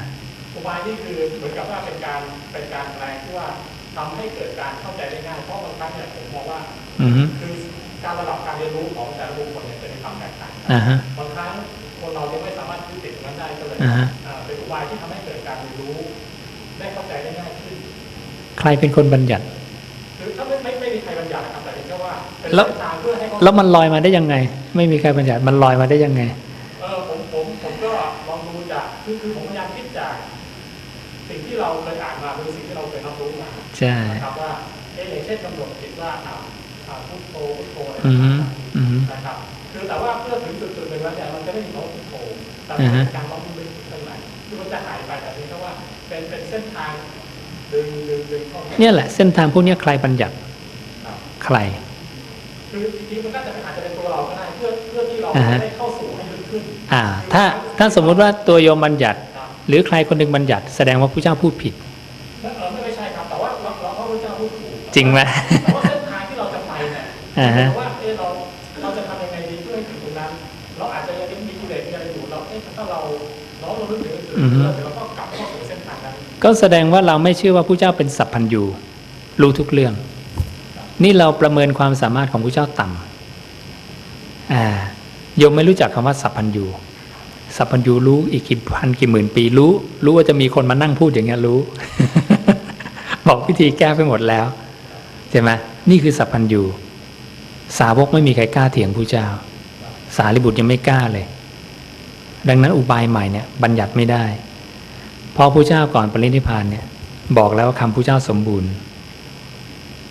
ถ้าโยมเป็นพระเจ้าเนี่ยโยมรู้หมดทุกเรื่องเลยลูกศิษย์จะเป็นพระหลานก็ตามทั้งหมดเนี่ยนั่งทั้งหมดเป็นพระหลานเนี่ยลูกศิษย์เราหมดเนี่ยบอกอย่าบัญญัติเพิ่มนะแล้วผ่านมา 2,000 กว่าปีบอกว่าผมจะขอบัญญัติเพิ่มหน่อยแหมอุบายนี่มันดีจังเลยโยมจะคิดยังไงไอ้นี่มันนอกข้อกันนะเนี่ยแต่ว่าไม่ได้เป็นการบัญญัติเพิ่มเลยบัญญัติแล้วเพราะคนเอาไปใช้แล้วการใช่ถูกต้องคือถ้าตัวเราเองเป็นอุบายสำหรับตัวเราเองในการที่เราไม่ได้พระเจ้าไม่อนุญาตเพราะอะไรเพราะว่าสาวกคิดเองไม่ได้มรรควิธีโยมยังไม่รู้จักหน้าที่สาวกแปลว่าอะไรสาวกแปลว่าผู้ฟังคำสอนไม่ใช่ผู้บัญญัติคำสอนหรือว่าผู้คิดอุบายวิธีเองใครคิดอุบายวิธีการหลุดพ้นได้เองคือพระปัจเจกพุทธเจ้าหรืออรหันตสัมมาสัมพุทธเจ้าแม้แต่คำเดียวก็ตามไม่มีสิทธิ์นะแล้วพุทธเจ้าบอกว่าถึงแม้เธอจะเป็นพระอรหันต์ผู้ปัญญาวิมุตติก็ตามเธอเป็นแค่คนเดินตามโยมต้องรู้หน้าที่ตัวเองใช่ไหมนี่พุทธเจ้าพูดชัดถ้ามันทำได้พุทธเจ้าพูดผิดทันทีเลยและคำพุทธเจ้าผิดไม่ได้ผิดนิดเดียวก็ไม่ได้ใช่ไหมห้ามลูกศิษย์บัญญัติใหม่ถ้าลูกศิษย์บัญญัติได้พวกเท่ากับลูกศิษย์ไปคัดง้างคำศาสดาตัวเองทันทีเลยนี่เห็นนะยอมได้1 คนสำนักอื่นก็ทำได้คนนี้ก็คิดได้อุบายตัวเองคนนี้ก็คิดได้คนนี้ก็คิดได้ศาสนาพุทธจะเหลืออะไรนี่แหละเหตุของความเสื่อมนะที่พระเจ้าอุปมาเปรียบเหมือนกลองศึกของกษัตริย์ท่าสาระหะชื่ออนาคานั้นมีอยู่กลองอนาคานี้เมื่อตีไปที่สุดก็แตก กษัตริย์ท่าสาราก็หาเนื้อไม้อื่นทำเป็นลิ่มตีเสริมเข้าไปตีไปก็แตกอีกก็หาเนื้อไม้อื่นทำลิ่มเสริมเข้าไปอีกทำอย่างนี้ทุกคราวไปในสุดเนื้อไม้เดิมของตัวกลองก็หมดสิ้นไปนี่แหละขยันเติมเนี่ยพระไตรปิฎกจึงเต็มหนา45เล่มเพราะความเห็นอย่างเนี้ยที่โยมบอกแหมมันน่าจะได้นะพุทโธนะแล้วโธพุทธได้ไหมเข้าโธออกพุทธเดี๋ยวมีคนแผลงอีกแล้วใช่ไหมจะมีบัญญัติยุบพองนะยุบหนอพองหนอยุบหน้าพองหน้าได้ไหมยุบนี่พองนี้ก็มีจิปาถะโยมใช่ไหมเนี่ยสารพัดเนี่ยคนมันคิดได้108ประการใช่ไหมแล้วจบที่ใครไม่รู้จะจบที่ใครใช่ไหมอาตมาถึงบอกยอมพระเจ้าคนเดียวมาละยอมไหมล่ะว่าห้ามมีอุบายใหม่พระเจ้าบอกนะห้ามบัญญัติใหม่พระองค์จึงพูดบัญญัติคืออะไรการเอาปากเนี่ยพูดคำพูดออกมาเนี่ยบัญญัติแล้วโยมอย่าบอกไม่ได้บัญญัติไม่ใช่บัญญัติแล้วนะการบัญญัติคืออะไรปัญญัติการบัญญัติครองแห่งการพูดครองแห่งการเรียนรู้ครองแห่งการบัญญัตินะเรื่องที่จะต้องรู้ด้วยปัญญามีพระวิญญาณกับนามรูปมันทำงานกันพระเจ้าอธิบายหมดการบัญญัติคืออะไรอะไรคืออะไรทุกอย่างพระเจ้าจึงบอกเธอเป็นโอรสอันเกิดจากปากตถาคตห้ามเกิดจากปากคนอื่นนะปากตถาคตเนี่ยพูดคำพูดออกมาเรียกการบัญญัติหรือเรียกอนุสาสนีปาฏิหาริย์ปาฏิหาริย์คือคำพูดเห็นนะเรากำลังมารู้จักความสำคัญของคำพูดกันคำพูดเนี่ยมันสำคัญขนาดไหนและที่จะพูดออกมาเป็นธรรมะเพื่อการหลุดพ้นมันไม่ใช่ทุกคนพูดได้นะหรือทุกคนบัญญัติได้นะโยมห้ามเลยพระเจ้าห้ามนะดังนั้นพระเจ้าจะพูดห้ามไว้ทำไมองค์ต้องรู้แล้วมันต้องมีคนขยันบัญญัติเพิ่มเลยใช่ไหมองค์เลยพูดห้ามเอาไว้ไม่งั้นพระเจ้าก็พูดผิดถ้าอาตมาเป็นคนต่างศาสนาอาตมาก็สบายเลยนี่ไงพระเจ้าของคุณนะพูดผิดแล้วคุณยังแต่งใหม่เองได้เลยใช่ไหมคนต่างศาสนาคัดค้านคำศาสดาได้เลยโจมตีได้เลยทันทีเราต้องยอมพระเจ้าไงเนี่ยเพราะนั้นสาวกยุคนี้ที่คิดอุบายขึ้นมาเนี่ยมันจะอยู่ได้กี่ปีอยู่แต่คำพระเจ้าจะอยู่ไปอีกเป็นพันปีตลอดกาลณวันเนี้ยโยมรู้จักพระในครั้งอยุธยาไหมสุโขทัยรู้จักไหมใช่ไหมยุคทวาราวดีรู้จักไหมไม่รู้จักแล้วพระยุคนี้ชื่อเสียงจะอยู่ไปได้กี่ปีโยมแต่พระพุทธเจ้าจะอยู่ไปตลอดกาลธรรมะพระองค์ต้องถูกปกป้องรักษาไว้นะดูข้าบดีบุตรในใบลานใช่ไหม2,000 กว่าปีโยมไม่เปลี่ยนแปลงไม่ใช่คำของใครเลยคำของพระเจ้ามีไหมในใบลานบอกคำของอาจารย์นี้อาจารย์นี้ไม่มีเขารักษาคำพระเจ้าไว้ว่าพระเจ้าเคยพูดอะไรนะภาษาลิบุตรยังไม่กล้าบัญญัติเลยโยมพระยุคนี้จะเก่งขนาดไหนเก่งกว่าภาษาลิบุตรมาบัญญัติใช่ไหมและเวลาพระสารีบุตรพูดพลาดเนี่ยพระเจ้าคัดง้างพระสารีบุตรก็ไม่เคยโต้แย้งพระสารีบุตรเสนอพระเจ้าว่าให้สึกพระที่ไปเข้ากับพระเทวทัตให้หมดเลยแล้วบวชใหม่พระเจ้าบอกสารีบุตรเธออย่าพอใจการอุปสมบทใหม่ของภิกษุเหล่านั้นเลยให้ปรับอาบัติทุลใจไม่เอาด้วยกับพระสารีบุตรสารีบุตรกล้าแย้งมาไม่กล้ารับทราบพระปฏิบัติเป๊ะเพราะเชื่อว่าพระเจ้าคือสัพพัญญูไม่งั้นพระเจ้าจะปกครองพระหลานเป็นพันๆได้ยังไงไม่งั้นพระหลานก็ต่างคนต่างคิดขึ้นมาใหม่เขาเป็นพระหลานด้วยเอตทัคคะเยอะแยะเลยทำไมไม่คิดมรรควิธีกันเยอะแยะใช่ไหมไม่กล้าคิดเงียบหมดฟังพระเจ้าคนเดียวสัพพัญญูยมสัพพัญญูยมต้องเข้าใจคำนี้ว่าสัพพัญญูเนี่ยเก่งขนาดไหนแล้วพระเจ้าบอกความสามารถที่พระเจ้าบัญญัติมาทั้งหมดที่เธอเห็นเนี่ยพระเจ้าแสดงปาฏิหาริย์อะไรต่างๆเนี่ยยังแค่กับพีเดียวนะพระเจ้าเก่งกว่านั้นอีกมากนะแต่ไม่ได้นำมาเปิดเผยเพราะมันไม่จำเป็นต่อการบรรลุพระนิพพานพระองค์เปิดเผยความรู้เฉพาะเรื่องที่จำเป็นต่อมรรคผลนิพพานถ้าพระเจ้าเปิดเผยเยอะแยะแล้วเรื่องไม่จำเป็นด้วยโยมไปนั่งอ่านพุทธวจนะเสร็จจบมาบอกว่าเล่มนี้ทั้งหมดไม่เกี่ยวกับมรรคผลนิพพานเป็นเรื่องที่เกินจำเป็นสวยเลยนั่งอ่านเป็น1 วันใช่ไหมเห็นนะพระเจ้าฉลาดมากนะป้องกันไว้หมดเลยอะไรที่ไม่นั่นนะวางระบบพระองค์จึงเรียกคำของพระองค์ว่าระเบียบแห่งถ้อยคำนี่สุดยอดไม่มีใครในโลกทำได้ เพราะ ความสามารถคืออะไร 1. กำหนดสมาธิทุกครั้งในการพูดไม่พลาดแม้แต่คำเดียวตรัสไว้กับอคิเวสนะบอกอคิเวสนะจำเดิมแต่เราเริ่มแสดงกระทั่งคำสุดท้ายแห่งการกล่าวเรื่องนั้นๆเริ่มแสดงเลยนะจนคำสุดท้ายแห่งการกล่าวเรื่องนั้นๆย่อมตั้งไว้ซึ่งจิตในสมาธินิมิตมันเป็นในภายในภาษาลิบุตรยังทำไม่ได้เลยโยมแล้วสาวกปัจจุบันใครมันจะทำได้มั่งไม่มีพระเจ้าองค์เดียวคำทุกคำต้องเป๊ะไม่มีพลาดตั้งแต่คำแรกที่พูดจนทั้งคำสุดท้ายนะแล้วอย่างที่สองเนี่ยบอกภิกษุทั้งหลายนับตั้งแต่ราตรีที่ตถาคตได้ตรัสรู้กระทั่งราตรีที่ตถาคตได้ปรินิพพานตลอดเวลาระหว่างนั้นตถาคตได้กล่าวสอนพร่ำสอนแสดงออกซึ่งถ้อยคำใดถ้อยคำเหล่านั้นทั้งหมดย่อมเข้ากันได้โดยประการเดียวทั้งสิ้นไม่แย้งกันเป็นประการหนึ่งเลยมีคนเดียวในโลกที่พูดแล้วไม่ขัดแย้งกันคือพระพุทธเจ้านอกนั้นใครก็ตามบัญญัติอะไรขึ้นมาปุ๊บมันจะไปขัดกับคำพระพุทธเจ้าหรือขัดแย้งกันเองเพราะนั้นพระอรหันต์เนี่ยพูดขึ้นมาแล้วเนี่ยไม่มีใครเขาทรงจำนะเขาจะไปถามพระเจ้าอีกทีถ้าพระเจ้าทรงรับรองเขาถึงจะทรงจำกันเทวดามาพูดเขาก็ไม่ฟังถ้าพระเจ้าไม่รับรองต้องให้พระเจ้ารับรองเท่านั้นพระองค์เดียวเลยแล้วหลังจากพระเจ้าปรินิพพานแล้วใครมารับรองว่าคนนี้บัญญัติถูกคนนี้บัญญัติถูกมีใครรับรองไหมไม่มีแล้วโยมไม่มีทุกอย่างจะต้องเอามาเทียบเคียงกับพุทธวจนะพระองค์วางหลักมหาประเทศ4เอาไว้นะตรงนี้โยมต้องไม่อ่านก่อนใครก็ตามพูดอะไรขึ้นมาเนี่ยพระเจ้าบอกอย่ารับรองอย่าคัดค้านอาตมาไม่รับรองไม่คัดค้านคำพูดโ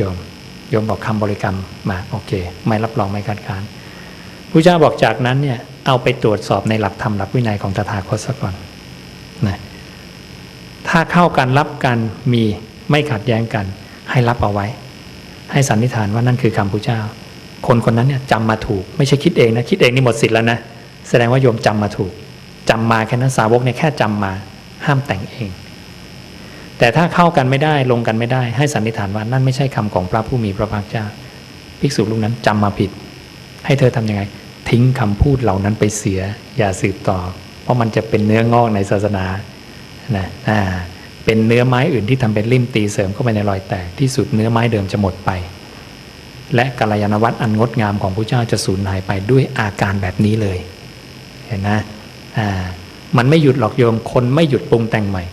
จะมีคนปรุงแต่งใหม่มาเรื่อยๆมันไม่จบแค่โยมไม่จบแค่คนนี้ไม่จบแค่คนนี้ทุกคนคิดเองเลยเนี่ยอัตตาของทุกคนจะคิดเองโอ้นี่บัญญัติดีนี่ดีนี่ดีไม่ใช่หน้าที่เลยสาวกแค่จำปฏิบัติเดินตามหลุดพ้นใช้ได้ละพอละนะต้องหนักแน่นในพระเจ้านะนี่แหละคือความเลื่อมใสอันอย่างลงมั่นไม่หวั่นไหวในพระพุทธเจ้าว่าพระเจ้าพูดถูกเป๊ะหมดไม่มีพลาดโสดาบันบุคคลเลยเราวางความเห็นทิฏฐุปาทานอุปทานในความเห็นเราได้เมื่อไหร่เนี่ยโสดาบันเลยอยู่ 100% กับพระเจ้านี่ใช่ไหมเพราะนั้นใครบอกอะไรที่ผ่านมาวางไว้ก่อนมาตรวจสอบว่าพระเจ้าพูดยังไงสอนยังไงสั่งยังไงสาวกแค่ไหนใครคือคนบัญญัติผู้เจ้าเท่านั้นเป็นผู้บัญญัติธรรมและวินัยใช่ไหมเราต้องทราบจึงบอกว่า10พระสูตรในนี้โยมต้องทำความกระจ่างแทงตลอดอย่างดีด้วยความเห็นให้ดีซะก่อนนะไม่งั้นเราจะคนนี้ก็ดีนะคนนี้ก็ดีนะมันจะเขวนะเข้าใจนะ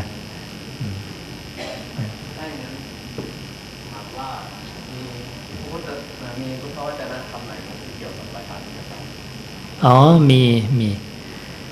ประชาธิปไตยนี่มันเป็นคำหลังผู้เจ้าจะเรียกว่าอัตตาธิปไตยโลกาธิปไตยและธรรมาธิปไตยนะใน3กลุ่มนี้เป็นเรื่องของคนดีทั้งนั้นคนดีที่อยากทำความดีนะเพราะว่าเกรงใจตัวเองนะพวกที่2เนี่ยเกรงใจโลกกลัวโลกก็ติชินนินทาทำความดีหน่อยวะ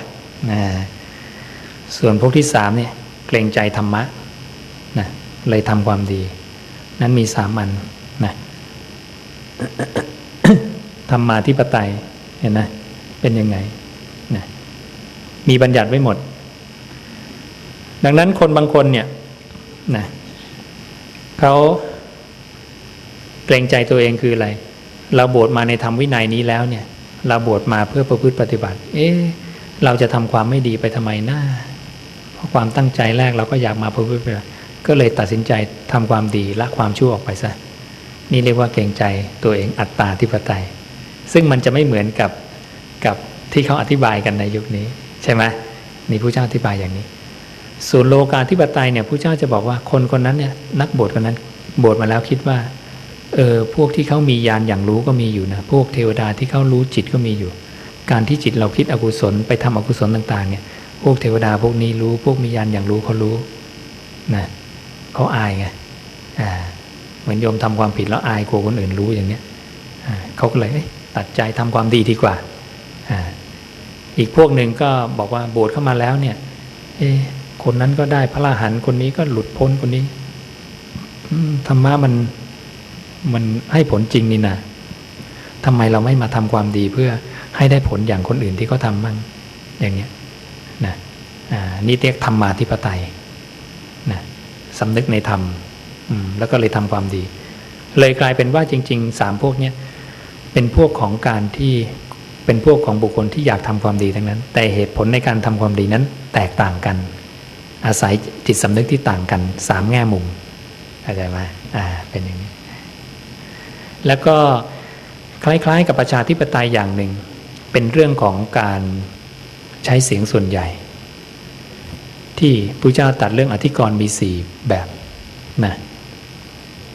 อธิกรณ์ของพระมี4แบบอาตมาทำตารางไว้ให้แล้ววิธีระงับมี7วิธีเรื่องมี4เรื่องนะถ้าโยมไปดูในนี้นะนี่คือวิธีคือเรื่อง4เรื่องวิวาทาธิกรณ์อนุวาทาอัปปตากิจจานี่คือวิธีระงับ7แบบนะเพราะนั้นปกติเนี่ยจะใช้สัมมุขาวินัยคือถึงการพร้อมหน้ากันทุกฝ่ายถ้าถึงพร้อมหน้ากันทุกฝ่ายแล้วอธิกรณ์ระงับนะลองย่อลงกว่านี้นิดนึงนะเนี่ยถึงพร้อมหน้ากันทุกฝ่ายอธิกรณ์ระงับก็ดีไปแต่ถ้าถึงพร้อมหน้ากันทุกฝ่ายแล้วไม่ระงับทำยังไงต่อให้ใช้เยปุยสิกาตัดสินตามเสียงส่วนใหญ่เห็นนะอาจจะเรียกว่าประชาธิปไตยแบบของโยมก็ได้ใช่ไหมดังนั้นมีมาตั้งแต่ในครั้งพุทธกาลนี่คือ7วิธีในการระงับข้อพิพาทในสังคมใช้ได้หมดนะสัมมุขาวินัยต้องใช้ทุกอันประชุมกันทุกฝ่ายเลยเหตุผลพยานวัตถุบุคคลต่างๆเอามาคุยกันถ้าจบก็โอเคไปถ้าไม่จบนะสติวินัยก็คือเข้าไปโจทย์กับพระอรหันต์พระอรหันต์ไม่มีความผิดก็ยกให้อมูลวินัยไปโจทย์คนบ้าไม่ผิดยกให้ใช่ไหมทำตัวเป็นคนบ้าใช่ไหมบ้าชั่วคราวปฏิญญาตากรณะถ้าเขารับสารภาพก็ปรับตามนั้นนะเยปุยสิกาใช้เสียงส่วนใหญ่ตัสปาปิยสิกากริยาที่ลงโทษแก่ผู้ผิดตินวัฏฐานโกติสุดท้ายคือประนีประนอมระเบียบดังกลบไว้ด้วยหญ้านะแต่เราไม่ค่อยได้ใช้นะหรือฝรั่งเขาเรียกว่าซุกใต้พรมปัดฝุ่นไปซุกใต้พรมก่อนแต่ของพระเจ้าระเบียบดังกลบไว้ด้วยหญ้าเอาหญ้าคลุมๆไว้ก่อนอย่าเพิ่งไปยุ่งกับมันเรื่องนี้ เก็บไว้ก่อนเดี๋ยวมันจะแตกแยกทะเลาะเบาะแว้งกันดังนั้นเรื่องอะไรที่ยังยุติไม่ได้เก็บเรื่องนี้ไว้ก่อนชะลอไว้ก่อนบางทีการเวลาผ่านไปมันจะช่วยได้นะเนี่ยวิธีระงับ7วิธีดังนั้นโยมลองใช้วิธีระงับตามสัพพัญญูผู้ที่หมดกิเลสแล้วคิดขึ้นสัพพัญญูคิดลูกศิษย์คิดได้ไหมไม่ได้โยมดังนั้นทำวินัยห้ามเลยผู้เจ้าห้ามอย่าบัญญัติอะไรเองนี่คือสิ่งที่เราไม่เคยรู้มาก่อนเนี่ยนะครูบาอาจารย์เราไม่เคยสอนว่าผู้เจ้าบัญญัติอย่างนี้ณวันนี้อาตมาบอกนะผู้เจ้าสั่งอย่างนี้เนี่ยดังนั้นใครที่ทำไม่ตรงตามผู้เจ้าต้องปรับตัวเองโยมนะนั้นอาตมาสอนเรื่องนี้กับพระที่สุรินทร์เนี่ย700 องค์ที่บุรีรัมย์400ที่ถ้ำดาวเขาแก้ว400นะก็มีพระเข้าใจและเริ่มเห็นด้วยมาฝึกปฏิบัติกับที่วัดอาตมา26 วัดนะเนี่ยมาปฏิบัติกัน26 วัดนะอาจารย์สุจินต์นำมานะ หัวหน้าศูนย์ธุดงค์ที่โคราชทุกคนต้องปรับตัวหมดโยมตอนนี้พระกำลังปรับตัวคือมาศึกษาคำพระเจ้าล้วนๆไอ้สิ่งที่ตัวเองรู้มาเนี่ยต้องวางไว้ก่อนเลยเพราะนี่คือพระเจ้าและข้อมูลนี่ 2,000 กว่าปีนะแล้วก็อย่างเจ้าหน้าอำเภอจังหวัดตรังเนี่ยพระมหาโอทกนะท่านก็เปลี่ยนในวัดของท่านหมดเลยนะท่านเอาหนังสืออาตมาเนี่ยมาเปิดสอนนะเปิดสอนญาติโยมเนี่ยพระมหาโอทกเนี่ยหนังสือที่อาตมาทำไปนะแล้วท่านก็ปิดป้ายที่วัดของท่านเนื้อแท้ที่แม่นตรฐานนะคำพระพุทธเจ้าพุทธวจนะนั้นท่านจะวางคำคนอื่นหมดเลยรองเจ้าน้ำเผยที่บึงการเจ้าวาดที่หนองคายที่นครศรีธรรมราชในหลายๆที่ตอนนี้กำลังปรับตัวกันหมดนะนี่เพราะนั้นเราต้องปรับตัวตามนะใช่นั้นถึงว่าณวันนี้มันทนต่อการเพ่งวิสูตรนะธรรมะพุทธเจ้า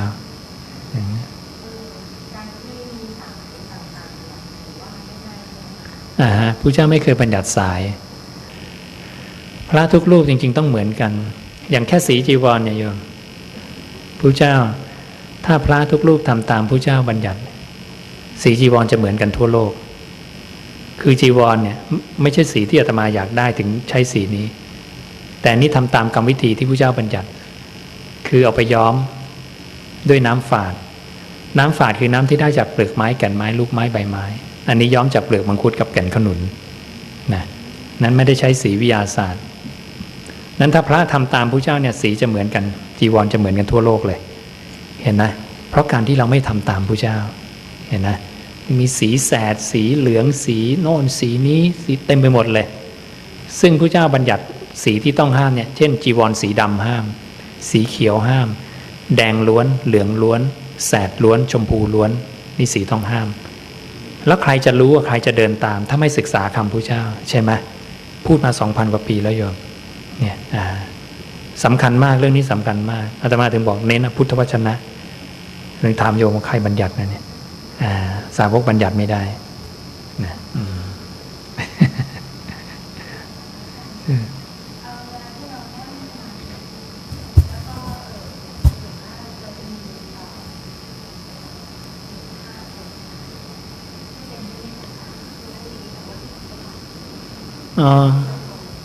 นิมิตต่างๆต้องทิ้งหมดโยมอย่าไปสนใจกลับมารู้ลมหายใจไม่ใช่ออกจากสมาธิอย่าลืมลมหายใจกลับมารู้ลมฮะ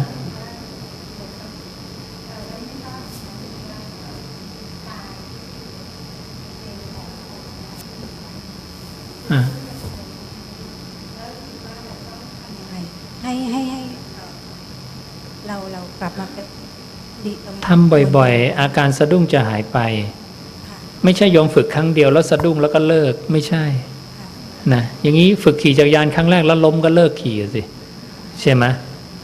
ต้องทำบ่อยๆเห็นภาพคนที่เราไม่รู้จักอะไรอย่างเงี้ยค่ะช่างมันพระเจ้าสอนให้ละนันทิละความเพลินอย่าลืมลมหายใจจิตรับรู้ได้ทีละธรรมชาติจิตไปรู้ภาพมันลืมลมแล้วกลับมารู้ลมสั่งง่ายๆแค่นี้เป็นผู้มีสติไม่ลืมหลงในลมโยมก็ลืมทุกทีไปเห็นภาพได้ยินเสียงไอ้โน่นไอ้นี่หน้าที่คือละความเพลินกลับมาอยู่กับลมหายใจง่ายนิดเดียวก็คือกลับมาปฏิบัติเหมือนเดิมกลับมาปฏิบัติเหมือนเดิมอย่าลืมสิอย่าลืมลมหายใจฮะถูกต้องใช่ถ้าเมื่อยก็ไปเดินเมื่อยก็มานั่งให้เดินสลับนั่งไปพระเจ้าสอนให้เราเดินสลับนั่งคือพอนั่งเนี่ยถ้าเกิดอาการกังวลขึ้นมาว่ากลัวจะเห็นภาพอย่างนั้นเองอยู่กับลมหายใจจิตจะไปได้ยังไงถ้าโยมไม่ลืมลมหายใจมันไปนะโยมเผลอและขาดสตินั่นนะฝึกสติสิละความเพลินเนี่ยมันรู้มาก็โยนทิ้งสิกลับมารู้ลมปุ๊บภาพนั้นจะหายไปทันทีเพราะจิตรับรู้ได้ทีละเรื่องมันรู้2เรื่องไม่ได้นั่นหน้าที่นี่เป็นการฝึกแล้วเป็นการฝึกว่าอย่าลืมลมหายใจนะไม่ใช่เป็นเรื่องที่จะต้องไปกลัวอาการสะดุ้งหวาดเสียวสั่นคลอนแห่งจิตมีเพราะความยึดมั่นในขันธ์5เรายึดมั่นขันธ์5นะ ยึดมั่นอารมณ์ยึดมั่นรูปรูปเดี๋ยวจะรูปจะเป็นอันตรายรูปจะเป็นอย่างก็มีการสะดุ้งหวาดเสียวอยู่ที่การฝึกต้องฝึกไปเรื่อยๆเข้าใจไหมบางครั้งเนี่ยเวลา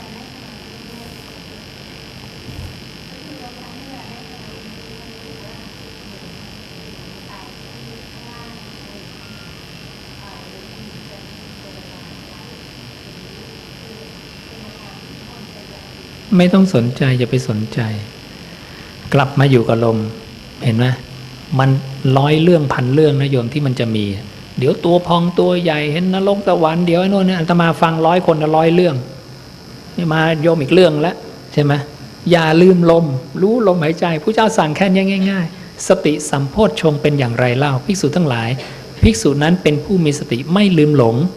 ในลมหายใจของตัวเองสั่งง่ายแค่นี้บรรทัดเดียวโยมจำไว้นะเป็นท่องจำไว้สิอย่าลืมลมหายใจ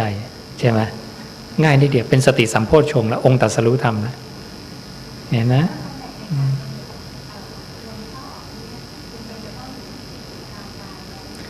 ไปดูอานาปานสติสิตำแหน่งในการรู้ลมต้องอยู่ศูนย์กลางกายไหมต้องอยู่จมูกไหมต้องอยู่ริมฝีปากไหมต้องอยู่หน้าอกไหมมีบอกไหมไม่มีบอกใช่ไหมอย่าบัญญัติเพิ่มนี่ง่ายไหมอย่าแต่งเองอย่าพูดเองถ้าโยมพูดอะไรขึ้นมาเองปุ๊บกลับไปตรวจในคำพระเจ้าไม่มีตัดออกไปพระเจ้าให้อยู่กับกองลมที่กำลังไหลเข้าไหลออกเปรียบเหมือนช่างกลึงที่กลึงเชือกดึงเชือกกลึงยาวรู้ดึงเชือกกลึงสั้นรู้ทำไมไม่ฟังพระพุทธเจ้าเห็นนะดันไปแต่งเองเห็นนะ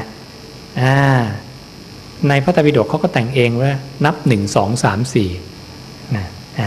แต่งเองจิปาถานะเป็น10เป็น100รูปแบบนะมันไม่จบหรอกโยมฟังพระเจ้าองค์เดียวไม่มีคือไม่มีนะฟันธงได้เลยพระเจ้าให้รู้หายใจเข้ายาวรู้ออกยาวรู้เข้าสั้นรู้สั้นรู้สั้นยาวจะค่อยๆหายไปลมหายใจจะเริ่มสม่ำเสมอขึ้นเมื่อโยมไม่ลืมลมจะละเอียดขึ้นสม่ำเสมอขึ้นมากขึ้นเรื่อยๆนี่คือขั้นตอนต่างหากเห็นนะแล้วถ้าโยมไปบัญญัติอย่างอื่นนะมันจะไม่เจอขั้นตอนเหมือนของพระเจ้าเดี๋ยวก็มีพุทโธสั้นพุทโธเร็วพุทโธช้าพุทโธดับอะไรถามว่ามีพระเจ้าบัญญัติไหมไม่มีเลยโยมใช่ไหมสาวกบัญญัติโยมก็วางสิใช่ไหม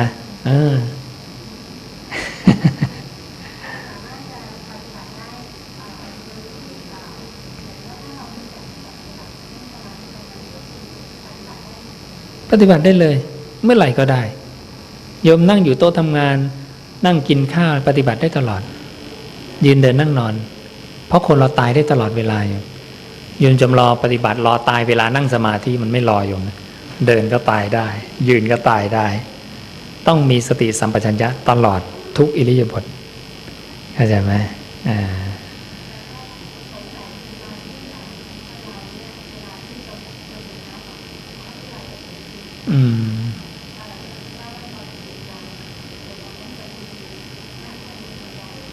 แน่นอน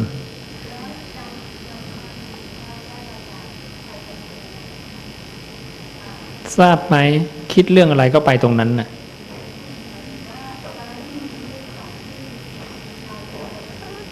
ทุกขณะที่โยมคิดเนี่ยโยมคิดตอนนี้ก็เป็นนิมิตแล้วนั่นนะคือเครื่องหมายไปดูที่พระเจ้าตรัสเธอคิดถึงสิ่งใดดำริถึงสิ่งใดหรือมีจิตฝังหรือปักลงไปในสิ่งใดสิ่งหนึ่งอยู่สิ่งนั้นย่อมเป็นอารมณ์เพื่อการตั้งอยู่ของวิญญาณตอนนี้วิญญาณโยมก็สร้างภพชาติตลอดแหละนะนั่งอยู่เนี่ยยังไม่ตายเนี่ยรูปธาตุยังไม่แตกทำลายวิญญาณขันธ์ก็ไปคิดไปนึกไปรู้ปั๊บตลอดเลยเห็นนะถ้าบุคคลภิกษุทั้งหลายถ้าบุคคลเนี่ยนะคนที่นั่งอยู่ในเนี้ยย่อมคิดถึงสิ่งใดดำริถึงสิ่งใดมีจิตฝังหรือปักลงไปในสิ่งใดอยู่สิ่งนั้นย่อมเป็นอารมณ์เพื่อการตั้งอยู่ของวิญญาณความเกิดขึ้นแห่งภพใหม่ต่อไปย่อมมีเห็นไหมภพเนี่ยเกิดตลอดเวลาเลยนะถ้าขณะนั้นโยมคิดเรื่องอะไรแล้วเกิดร่างกายโยมตายพอดีนั่นคืออัตภาพใหม่ของโยมเพราะความเป็นตัวเราไม่ได้มีแค่รูปกายมันมีนามธรรมอีก4 ตัวเห็นไหมนี่คำพระเจ้าล้วนๆนี่เห็นไหมนั้นพระเจ้าตอบปัญหาของคนทั่วโลกธาตุไว้แล้วนี่นั่นคือสิ่งที่เราไม่ทราบว่าพระเจ้าเนี่ย ตอบปัญหาของมนุษย์ทั้งโลกไว้แล้ว รู้ว่ามนุษย์ทั้งโลกเนี่ยมีความเห็น62แบบบัญญัติทิฏฐิ62มนุษย์จะคิดอะไรบ้างรู้จักสัพพัญญูไหมเริ่มรู้จักมากขึ้นแล้วนะไม่ใช่ขี้ไก่ไม่ใช่ไม่ใช่กระจอกไม่ธรรมดาพระพุทธเจ้าไม่ธรรมดามนุษย์ทั้งโลกคิดอะไรเทวดาคิดอะไรพรหมคิดอะไรรู้หมดนี่ดังนั้นไม่ต้องบอกหรอกอีก 5,000 ปี 2,000 ปีคนจะคิดบัญญัติเรื่องนี้แก้ไปหมดแล้วเข้าใจไหมโยมต้องมั่นใจพระเจ้าขนาดนั้นว่าโหพระเจ้าเก่งมากจริงๆคำเป็นอากาลิโกใช้ได้ตลอดกาลไม่มีหรอกว่าเทคโนโลยีนะวันนี้เป็นอย่างนี้แล้วจะเปลี่ยนคำพระเจ้าห้ามคำพระเจ้าอากาลิโกนะใช้แบบพระเจ้าเนาะไม่มีศูนย์กลางกายหน้าอกริมฝีปากปลายจมูกอะไรถ้าพระเจ้าไม่พูดอย่าไปกำหนดนะเราจะสร้างบัญญัติใหม่ขึ้นมาทันทีนิดนึงก็ไม่ให้พระเจ้าก็ไม่ให้นะมันต้องมีผลเสียโยมไม่งั้นพระเจ้าฉลาดที่สุดพระเจ้าบัญญัติก่อนแล้วไอ้สิ่งที่เราคิดมาทั้งหมดเนี่ยนะ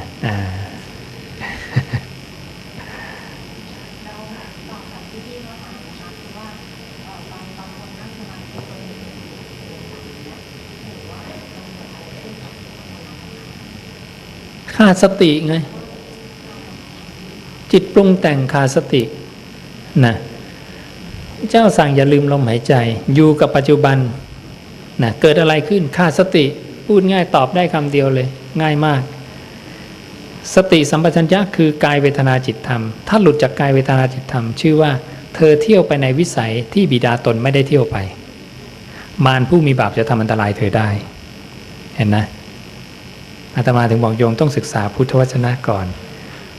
ทุกคำถามในใจโยมมีคำตอบหมดนะ